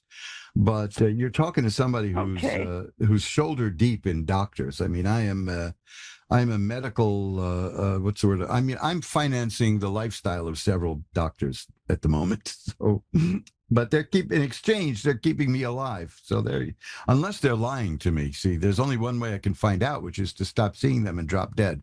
And then I'll have the satisfaction of knowing I was wrong, right? So what do you got? What do you got, right? So now my first bit of advice always when somebody calls and asks me about health is if you have any concerns to see medical practitioners, but you're doing that. And if you're not comfortable with somebody, please, but if you're not comfortable with somebody, ask around and see if there's somebody else you'd be more comfortable with. And even, you know, how would that person react if you said, you know, Doc, I'm not comfortable with you? Maybe something can be worked out, you know, maybe there's some misunderstanding. That's a situation for you to judge, but there's no reason to, you know, the world is crawling with medical practitioners. There's no real reason to stay with somebody who you neither trust nor like, in a sense. So that's my feeling. I'm certainly not giving you medical advice, but there you go. Mm-hmm. It's well, what's the word I'm looking for? It's very complex because, you know, you can find somebody with the exact same situation that you have, and it'll be different, even though it's the same setup, you know. So, you know, it's very personal. It has to be for you, tailored for you, and that's 90% of it all. I got into a fight with a doctor in the hospital in November. No, oddly enough, I grew up in an apartment building in New York with an osteopath in the building, and those are even more rare, I believe, at this point. But homeopathic, I used to make my own medications, but a lot of people thought that natural herbal medications is homeopathy, and it's not. You know, it's a whole different ballgame. So homeopaths are hard to come by. Like the one I had originally, she retired. And I inherited this one, and I mean, she's okay. She's just a bit snotty, so I don't really like it, you know, like. Well, you know, I guess there's so few that it's hard to deal with, I suppose. But check around, as I said, check the county medical society and talk to people there. Yeah. I know that's a thing here in the States, and I'm pretty sure that they have such a thing in Canada also, because you guys are probably way more civilized than we are. Let's put it bluntly, right? You know, so let's see, right? So let's see what I find here, though. Well, for cards, you mean? I'm seeing the card I have here is this is perfect. This is actually exactly what I would like to see. Is the Eight of Rods is the first one. That means there's some changes on the way in your situation. Things are going to change. Probably for the better, usually because of the next cards. The tower struck by lightning is here, and that's about an upheaval, sudden change. Something is going to happen in your life that's going to make things change. Now, of course, it's on the way. That's the main thing. Now, because the main question is, will it be good or bad? And I'm telling you it's going to be good, because the next card is the Sun. And this is the card I really like to see when somebody asks about health concerns. It's about healing. It's about health. It's about growth. It's all the positive stuff that you could want. So you're on a good track. As with the previous reading I had, I think I am. Yeah, this is you're just not. The Two of Swords shows me that you're just not feeling it. You know that it's. Now that doesn't mean it's happening and you don't know it. I'm just saying that you're not feeling that you're being well taken care of, for instance, because that's about, like I said with the previous caller, and you may have heard it, the idea that a stalemate in a sense. Nothing is moving. There's no progress. It's moving slowly. It's moving slowly, but it's because I have a lot of sensitivity, so I have to do things real slow. And that's just who I am. And, they want you to take this, take that, take this. And I'm like, okay, I can take this, but I have to wait to take that. Or if I take too much of this, then I go a step backwards. And then then I have to wait because I have so many sensitivities that I'm getting there, but I just have to do it I hear slow. you. I hear you. I do not like being pressured. I was saying I was in the hospital in November last year, and I got into an argument with a doctor, a surgeon, who he handed me something to eat that was wrong. I wasn't allowed to eat that. It would have given me big problems. And I refused, and he started to berate me. And that doesn't work on me. Can't eat nothing raw. Pardon? Can't eat raw. Raw's not good for you. That's bad bacteria. I can't. Yeah, I can't process raw meats, for instance, like steak tartare and sushi and things like that. No. But he gave me something wrong. I don't eat none of that neither. What he gave me was wrong. I didn't say raw. I meant raw. Wrong. No, Okay, I meant gotcha. wrong, not raw. Yeah. Yeah, and he wouldn't let go, and I insulted him. Actually, I said to him, "I'm not going to be I'm not going to be ordered around by somebody who just went to a trade school." And he was furious, and they sent a team of doctors to talk to me about my bad behavior. And they said, well, and this is the key, said they came to agree with me. They said I was right. And they said, at least we've learned that you're not a passive patient. Now, there are too many of those, it turns out. I hear that you're not one either, right? You're not. Well, it's too funny because I was in the hospital and the doctor wanted me to eat something I didn't want to eat. And I got mad, the same as you. And I said, you know that I should not be eating this. Yeah, that's what happened to me. And then she said to me, well, yeah, okay, I guess so. After I insisted I'm not eating it. And then okay, well, that's fair enough. Like that. I'm like, how stupid. She comes in the room and the first thing she says to me, well, you're diabetic, you're this, you're that. I said, I'm not any of that. I said, do you have the right chart? Yeah. That's great. I was like, what is going on here? You know what I mean? So yeah, I did the exact same thing. And she didn't like it. She didn't, That's crazy making, I mean, everything that they had on that tray that they gave me was on a list of things that people with my condition are not allowed to eat. And, not allowed at all. Yeah. Yeah. Same thing with you. So yeah, you got, and you correct them, and it's like you have said to say, listen, Moses, you left off a commandment, No, forget it, man. So I'm glad you stood your ground. But the point is that the doctors agreed that we shouldn't be passive patients, and I wish more people got into that. And it doesn't mean to be abusive, although I came close to getting there. But it means to just, well, maybe I was abusive when I told a guy from like Harvard Medical School that he's not going to push me around just because he went to a trade school. I suppose that was a little cruel. Well, I don't know if that's abusive or you're just being kind of honest. You know what I mean? Like, yeah, well, really, I'm with you. She was really cocky with me because she was a surgeon. She just, like she was better than me. I'm like, okay, whatever. Well, it's funny you mentioned that specifically because one of the surgeons who spoke to me about this said, something, the way I look at it is we're just plumbers. There you go, right? This was a guy who had his head on right. He knew he wasn't, and the world doesn't owe him anything because he learned how to stitch, So anyway, so I'm seeing healing in your future. That's the main thing. It's going slow. Yeah. That's like the Four of Swords is about a timeout. Yeah, and again, you see, I had this before. I have the Eight of Swords here too, which and the Two of Swords. I had that for a previous caller today, which is showing that you're feeling kind of stuck in where you are, and what I'm seeing is that that's not going to last. In fact, here I cut the deck, and I get a very happy card here, the Four of Rods. happy home, happy family, happy life, you name it, all the good stuff. So you're looking out for yourself, and that's pretty good.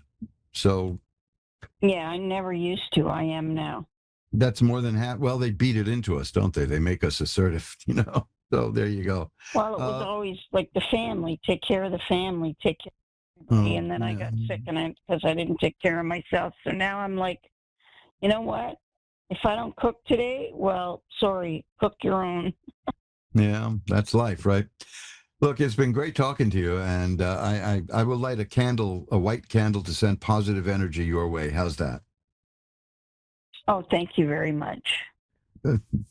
Again, call anytime, and if you can email me if you want, I'm at asktarot@earthlink.net. That goes for everybody listening.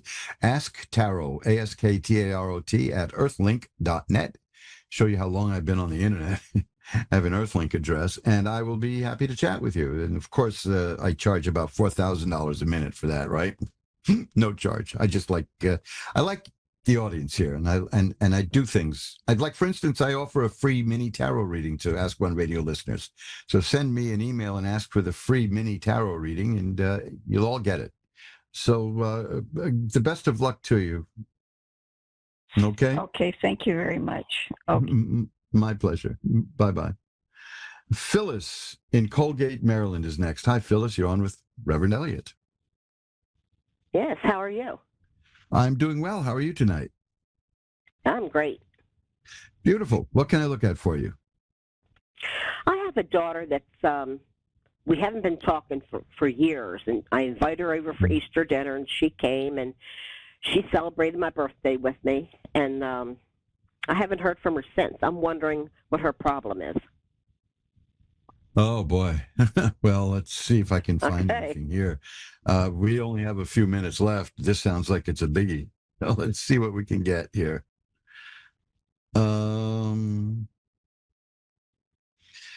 Well,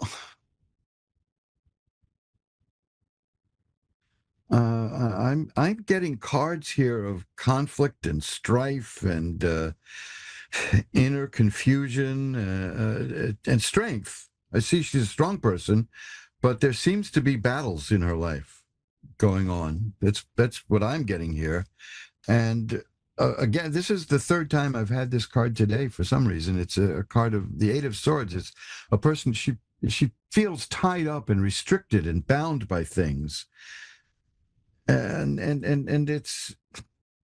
it's just strange what I'm getting here, because it's a combination of a very strong, a very resourceful person, a person who is capable of self-sacrifice and doing for other people, and yet there's anxiety and fighting inside.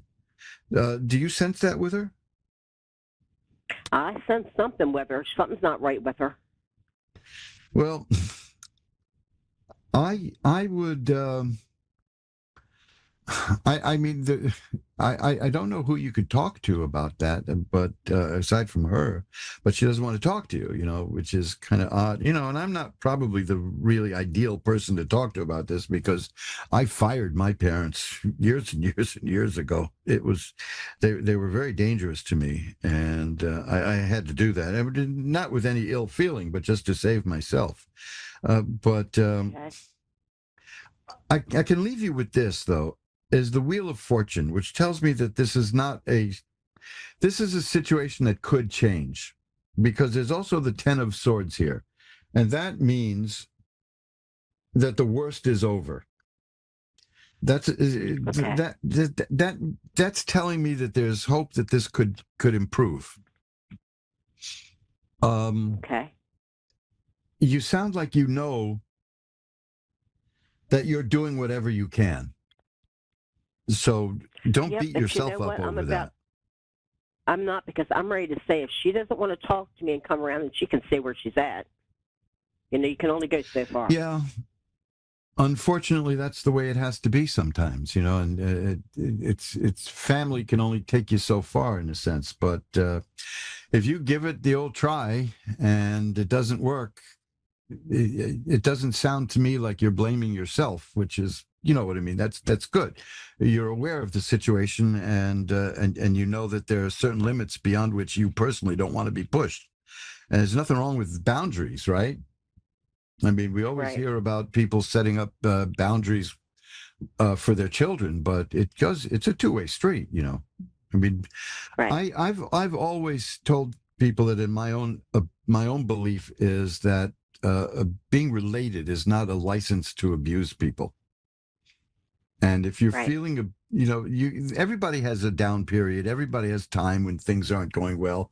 But if you're feeling abused, then let's face it, you don't want to you don't want to be involved much anymore in that sense, right? So Right. I'm going to say You're I'm not going going to encourage it. I have to run now because I'm right at the end of the show here. But I will light a white candle to send positive energy to this whole situation and see if maybe that helps a bit. Okay. So thank you, sir. Okay. Thanks for calling, but I've got to run now. Okay. Bye-bye. Bye-bye now. And that's it. We've come to the end of another session of Reverend Elliott's Magical Window, and we'll do it again next week when we get back here. And maybe it'll be springtime in New York finally. And, you know, it's the old joke about opening up the window and listening to the birds coughing, you know, but that's New York, right? So in any event, I will, if you want to know more about what I do, check me out at magic-works.com, magic-works.com.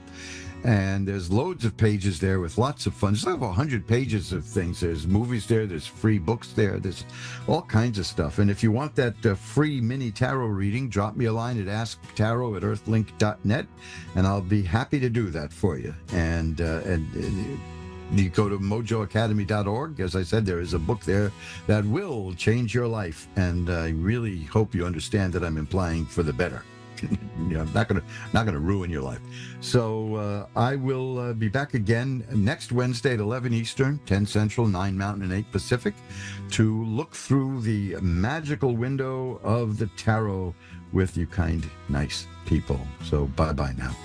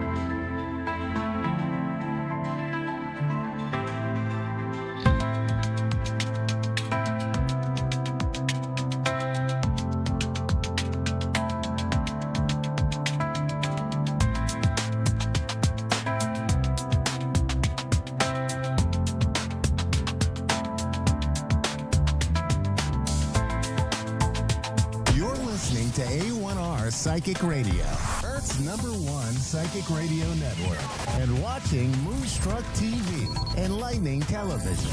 Welcome. And now you're listening to A1R Psychic Radio, Earth's #1 psychic radio network, and watching Moonstruck TV, enlightening television. Welcome. Time for Amanda Hall Psychic with Amanda Hall.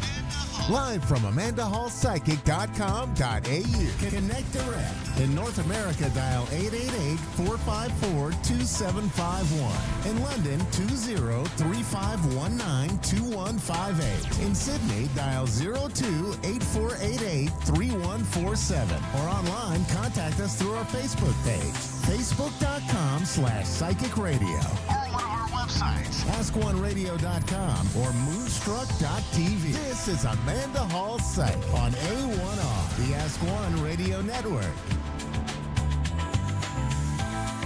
Welcome to A1R Psychic Radio here on Moonstruck TV with Amanda Hall Psychic all the way from the Gold Coast. I wish I could say it was really golden here today, but it's overcast, cold, and it's wintry, and it's the middle of winter, and I don't particularly like it, but that's another story. For those of you that are in the Northern Hemisphere and basking in the warmth of the sunshine in the summertime, I'm really a little bit envious today. But that's, besides the point. Look, there's still lots of things going on around the world at the moment, and I don't really want to get into world politics, but wouldn't it be nice if we could wake up one day and just sort of hear that the world's at peace?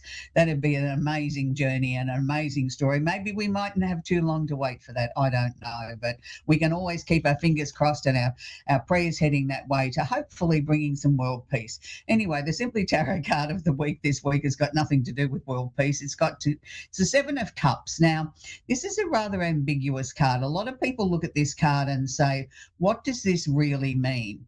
Well, it's all that glitters is not gold. You've got to look beyond the clouds because there is money improvements. Now, in all the years that I was teaching, I had lots of different versions of people sort of suggesting to me what this card meant. And one of them was the 7 cups of deadly sins or something like that, each cup had something different in it. Some had jewels, some had snakes. And yes, they do. So this is why I call it the card of all that glitters is not gold. So you need to look behind something. If somebody offers you something that seems too good to be true, then it probably is too good to be true. So make sure that you're analysing everything this week that might cross your desk, or things that people are saying, or what they might be proposing or offering you. Make sure that you fully understand what it is. If you're signing any contracts, please make sure that you read the fine print. And I mean really read the fine print. Don't just say, yeah, that looks good and I'll sign on the dotted line.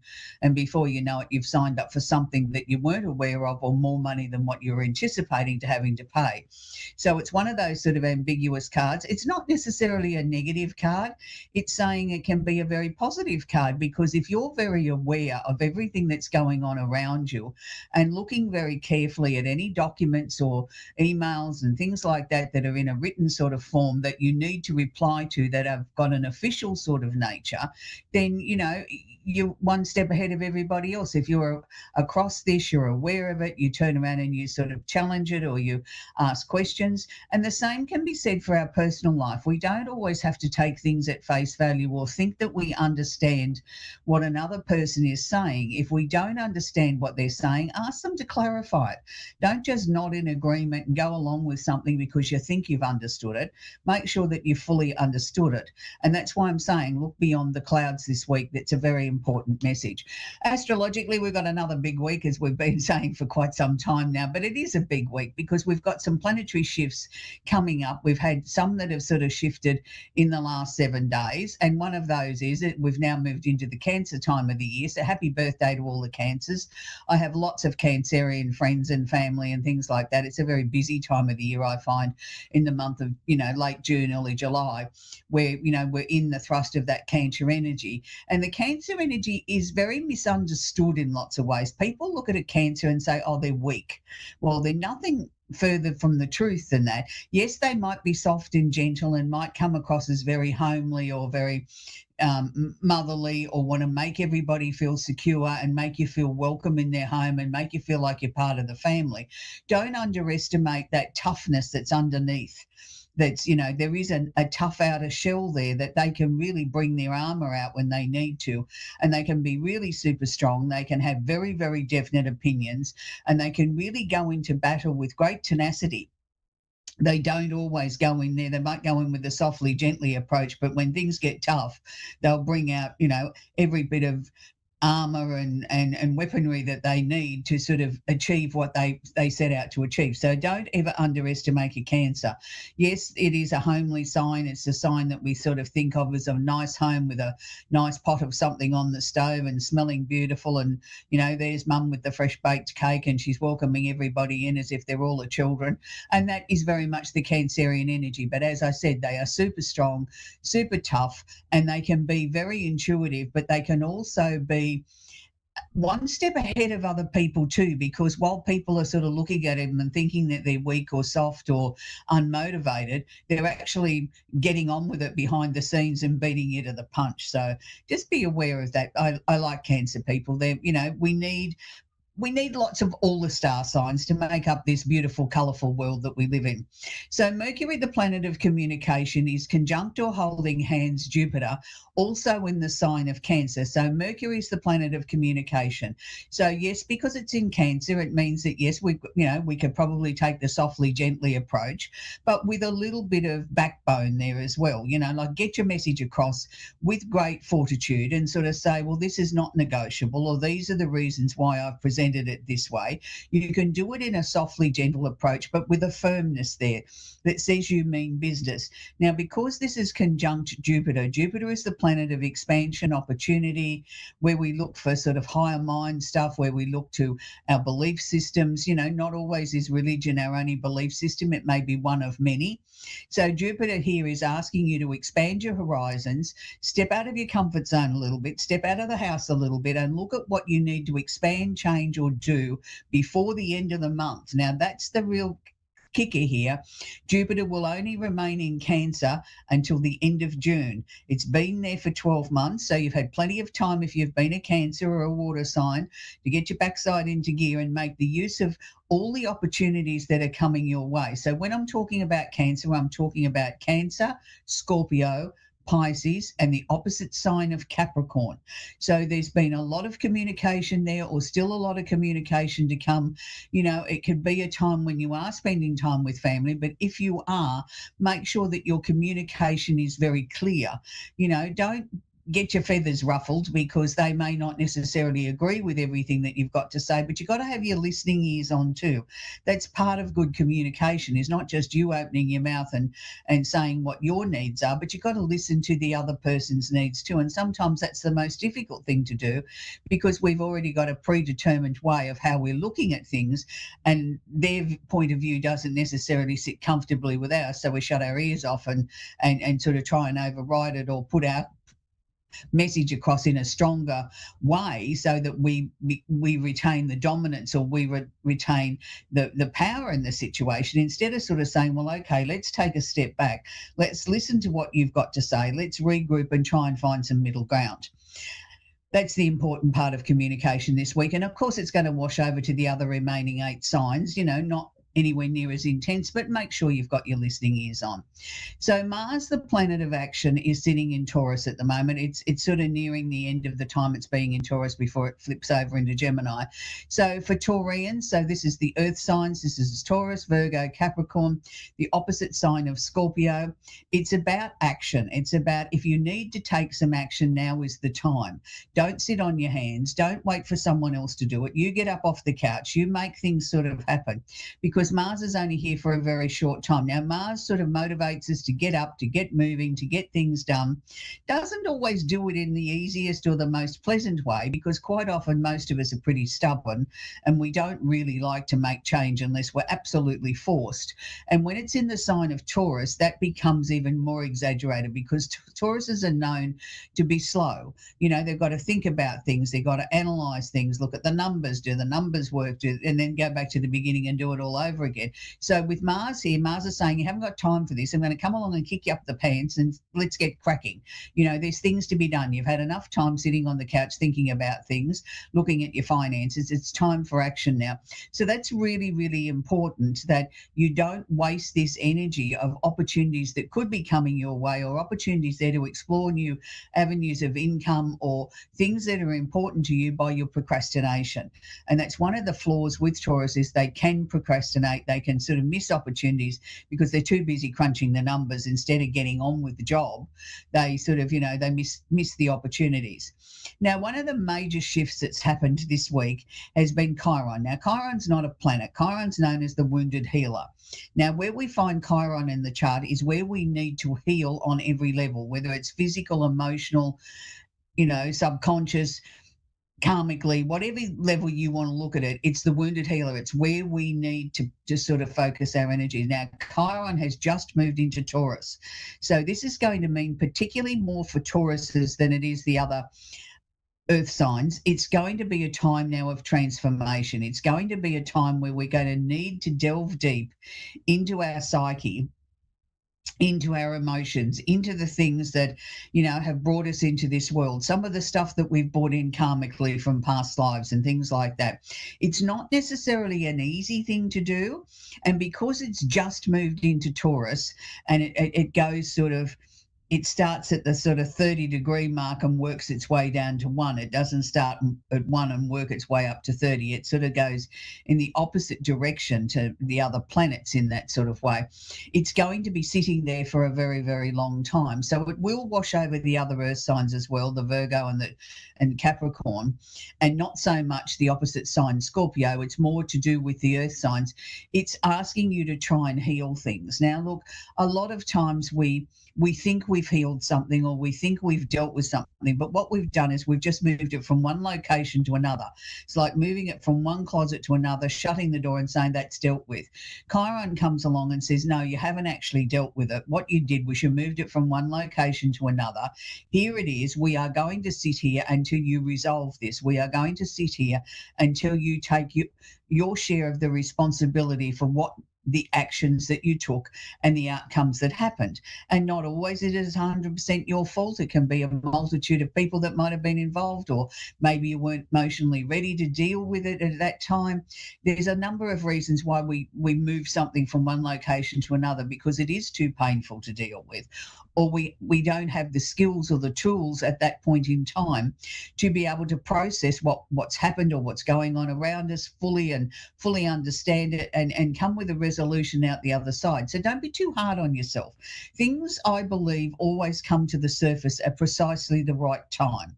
So if it's your time and you're a Taurus and things are going to be going on for a couple of years now with Chiron sitting there, there's going to be times where you're going to flash back to stuff of your past, even stuff of your childhood, that you think, why would I have kept that memory that I ripped my shirt on the barbed wire fence? Yes, I got into trouble when I got home from mum because it was my best shirt and it was the one I wore to church. But why would that, 40, 50 years later become such an important thing that it comes up and becomes a major issue to us? It's because at the time when it happened, it was a big deal. It was a major issue. Maybe you didn't know how to process the emotion or the fear of getting into trouble or whatever it might have been. So you've locked it away and you've kept moving it around over the years because, it doesn't relate to me. Now I'm 20. It doesn't relate to me. Now I'm 35. Well, now's the time. When it comes to you now, it has to be processed. It has to be looked at. Yes, as a young person, it was a devastating thing in your life. But as a grown-up, you look at it and you can put it into context and say, well, I did survive. Yes, mum was cranky. She gave me a whack around the legs, but, I got over it and life went on. I didn't give it another thought. So, things just sort of, we progress from those sort of things, but we have to heal this because we locked away the emotion of that child and the frustration, the anticipation of getting into trouble or whatever it may be. We locked in all those emotions and we never processed them. Now we've got to process them. We've got to move them along. We've got to make them sort of not go away, but sort of understand them and be able to release them so that we can heal many parts of our body and our soul in one level. So finally, I want to talk about Venus. Venus. Venus is the planet of love and affection. And for no matter what your star sign is, if you're looking for love this week, I want you to get out to places where people are sort of strutting their stuff, off to the theatre, off to a live show, off to a concert, off to where people are gathering. It's not the time to sort of go and hide or sit in the library where people aren't allowed to talk. I want to get you out amongst the crowd where people are sort of, strutting their stuff, showing what they're made of, showcasing their talent. Be out amongst the crowd is what I'm saying. It's not the time to sort of shy away. And, make sure that you look your very best, because after all, it is Leo, and Leo likes to sort of, get dressed up, put their finery on and sort of, fix their hair and sort of say, I've arrived. And that's what I want you to do. No matter what your star sign is, say, I've arrived. Go out there with a positive attitude, and who knows, love may find you. We're going to talk with Cindy in Fergus Falls in Minnesota. Are you there, Cindy? Oh, I'm fine. Hi, Cindy. Do you have a question I can answer for you, please, sweetie? I really don't. If there's just anything you have to tell me. Okay. All right, fine. Yeah, I just always ask because most people sort of phone into the show because they've got something in particular they want answered. The first thing that they're showing me, Cindy, around you is this year's been not so much I'm not going to say a bad year, but I'm going to say an unpredictable sort of year. As you sort of thought you got yourself on your path of where you wanted to go, something had come in sideways and say, hang on a minute, we're going to go this direction now, or, have you looked at this over here? So I'm pleased to say the second half of this year won't be sort of so much like a tug of war as the first half has been, sort of as you thought you were on your path and you got sidetracked to other things. Has there also been a number of things that you've brought to a conclusion or are about to come to an end that you've been working on for some time?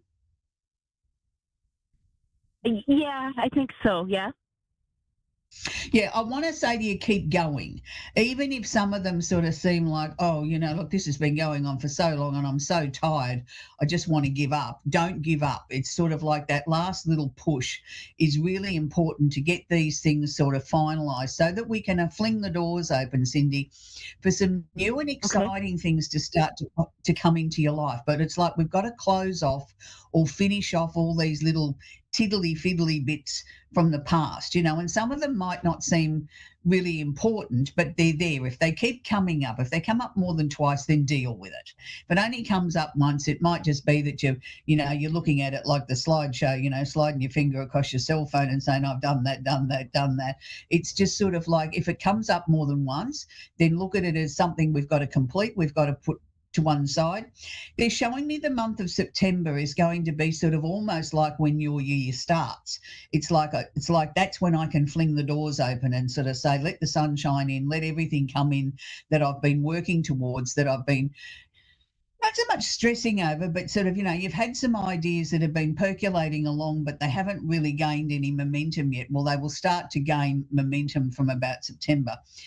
They keep showing me a question mark over where you're living. So does that mean that you're looking to make some changes where you're living, or have you been thinking about moving? Well, my rent keeps going up every 3 months.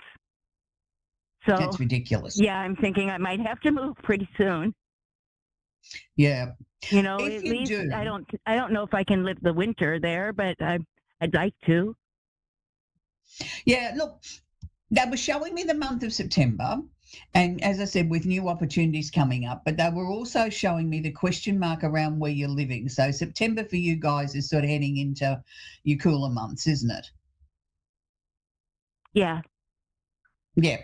I don't know that you've necessarily got to make a decision in September to move that quickly. But what I'm saying is it's like you're looking at it and you're saying, yeah, look, I don't know how much longer I can keep doing this. I'd be more inclined to say that you'll get the winter out of there. I'm sort of looking around April, May next year that you'll move. But by then, it's like when you go to move, you're ready to move. But also I think you'll find somewhere that's much longer term where the rent's at a fixed price. You know what I mean? Like they say to you, we're not these sort of landlords that up the rent every 3 months or anything like that. We review it every 12 months and we just look at what is, the inflationary figure, not not because I'm greedy. You know what I mean? Where you are now, they're greedy. They just keep sort of, Right. they get out of bed today and say, oh, I'll add another couple of zeros to that, or we'll put another $50 on it, or whatever. They're just greedy. This next one, they're not greedy. They're an older couple. It's a house or a property. Yeah, it's a house to me. It's a little house. It's not far from where they are, but they don't interfere. As long as you pay the rent on time and you keep the place in some sort of order, that's all they ask for. They don't want, it'll be a private rental. They don't want to go through an agent. They don't want people poking their nose in knowing their business. They're just a nice, sweet, elderly couple that are minding their business. May have been a house that's been passed down through the family, and, they're not looking to make $1 million out of it. They just want it to pay for itself, and that's fine.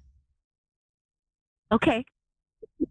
And it's good. Sounds great. Because I feel the next place you can sort of really put the taproot down. Like, you can stay there as long as you want.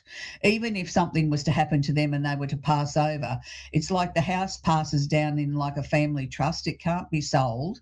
And the ground rules are already there of how, the house is rented and the repairs and everything like that. It's like there's a big, thick book of instructions of how the house is to be managed. And that's how it's been managed for over 50 years. So it's not as if they were their rules. That was the rules that were set down in the family trust, or, the family that left the home to the other family members. This was the rule book that they all have to follow. And that's good. So you've got longevity, you've got security, and, you can make it your own, which is wonderful, Cindy. That's what you need. You need to be able to sort of settle. At the moment, everything feels very unsettled around you. Right. Yes. What about, is there anything about my kids or my grandkids? No, they didn't show me anything like that because I have such limited time here on the show, Cindy. They just show me what they believe is the most important things that you need at this second. I wasn't picking up anything. So that to me says that everything's pretty calm. So let's take that as a good sign. That's good. Yes. Wonderful. Lovely to talk to you, Cindy. I've got to move on now. We're going to talk with Kelly now in Duck River in Manabito in Canada. Are you there, Kelly? Yes, yes, I am. Do you have a question I can answer for you, please, Kelly? I'm currently going through a situation where I want to basically clarity as to what's going on, and I just want to know if we are heading in the right or wrong direction. Okay. All right. That's a really, really interesting question, Kelly, because when you sort of want to know whether you're heading in the right direction, I mean, what might be right for you wouldn't necessarily be right for someone else. And, I can tune into your soul and tell you what your soul is sharing with me rather than, sort of just going on psychic ability. When you go into somebody's soul, it's a much deeper level than using other tools of the trade. And what your soul is sharing with me is it's almost like you've parted your life into 3 segments. It's sort of like the past, what I'm dealing with now, and what I'm hoping to have come in the future. But what's sort of really dominant at the moment is the present, is where I am now, sort of questioning every single solitary thing, even down to the colour of the clothes that you're going to wear in a day. Now, what they're showing to me on a soul level is I don't want you to get bogged down on the little details. Yes, you get out of bed, you might have been going to wear a particular outfit to sort of do a particular thing, and you get up and you think, oh, that's all wrong, and you go to the closet and you get something else. That's okay. You're allowed to change your mind. Not everything has to be set in stone. Have you been through a very major turning point in your life this year, like a breakup or something like that? They're showing me as if you've walked away from something with your head down and there was a lot of tears.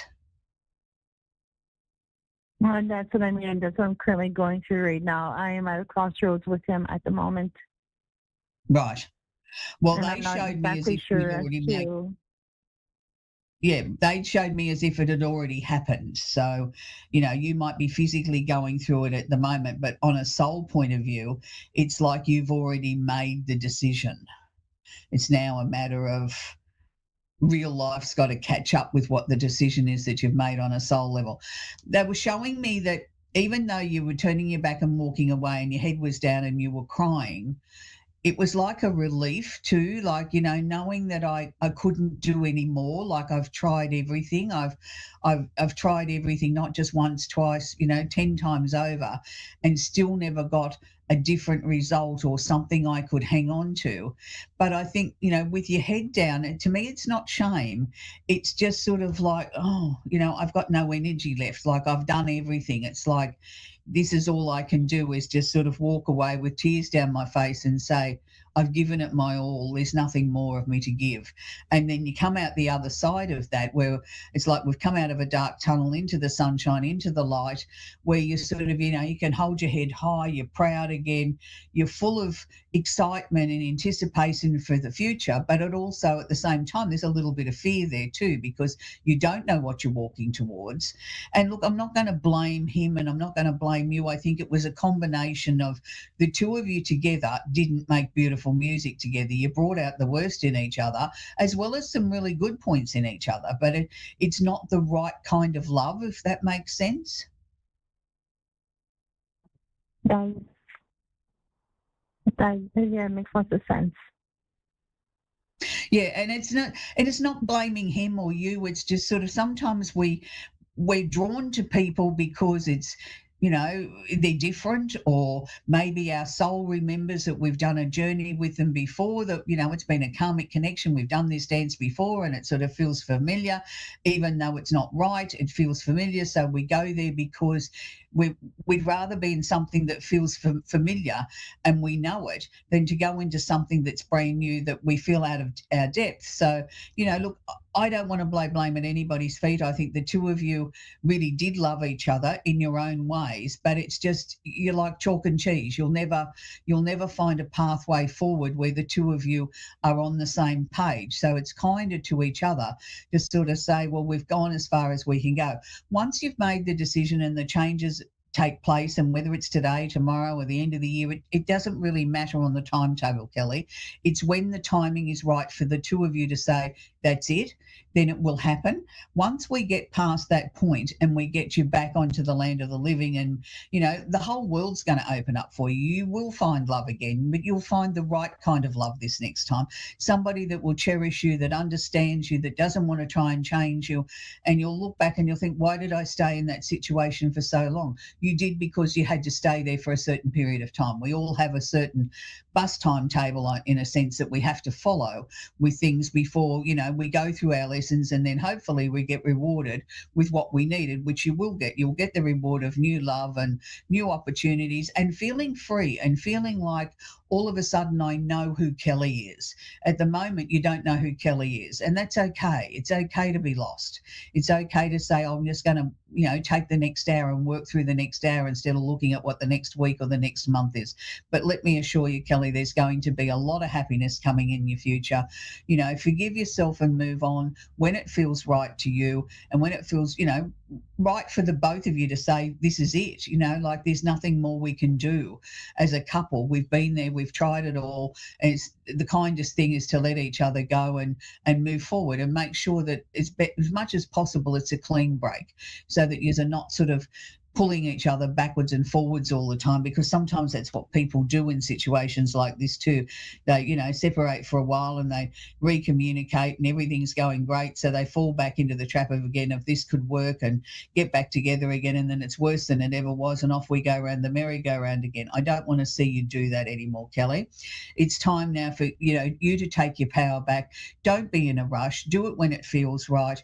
And, maybe make the break together, that you both sort of get each other set up so that it's not such a hard transition. But I wish you well, Kelly. There's much, much brighter days ahead, and you didn't make a mistake. It's just that it's not right for you now. This is not what you need in your life for now. Nothing is ever a mistake. It leads us to where we're going. So just look at that.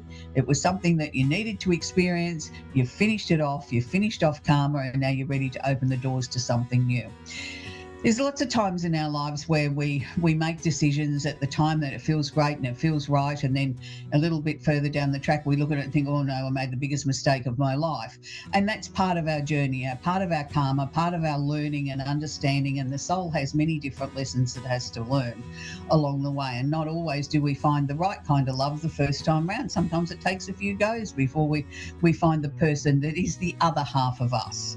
So this week I want to leave you with a song which is very appropriate again. It's it flabbergasts me week after week how a song comes into my head, or I look through my song list just prior to the show and something will jump out as if it's illuminated, and that's the song that I choose. And this week's a very old one, showing my age again. It's Love Will Lead You Back by Taylor Dane, and I think it's one of the most powerful love songs I've ever heard, where she puts such gusto into the song and the lyrics, and it's a sad song, but at the same time it's a song of hope that, you know, like, love will lead you back this way again one day, you know, I've just got to hang on. And sometimes it's the song that can get you through the bad times, and it's not necessarily saying that person needs to come back, but it's what you need at that point in time with your emotions to help you over that little bit of a tricky time. So enjoy Taylor Dane. She's an amazing singer, and love will lead you back. To us again here at A1R Psychic Radio next week. Bye for now.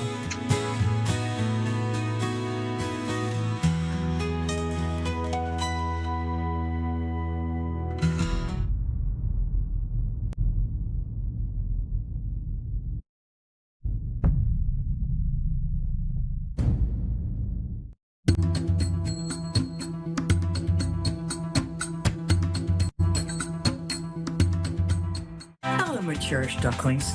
I'm Perry Lyons. This is Moonstruck TV and A1R Radio. I'm so glad you're here. I'm this New York City celebrity psychic. I'm not sure if that means New York City is a celebrity, I'm a celebrity, you're a whatever. But I do work with famous people. But honestly, they're just like us, except much, much better looking and much more insecure. Amazing. People think that being massively rich will make you happy. And I'd like to say that it would make me massively happy, but I mean, money can't buy happiness, but it can rent it. Probably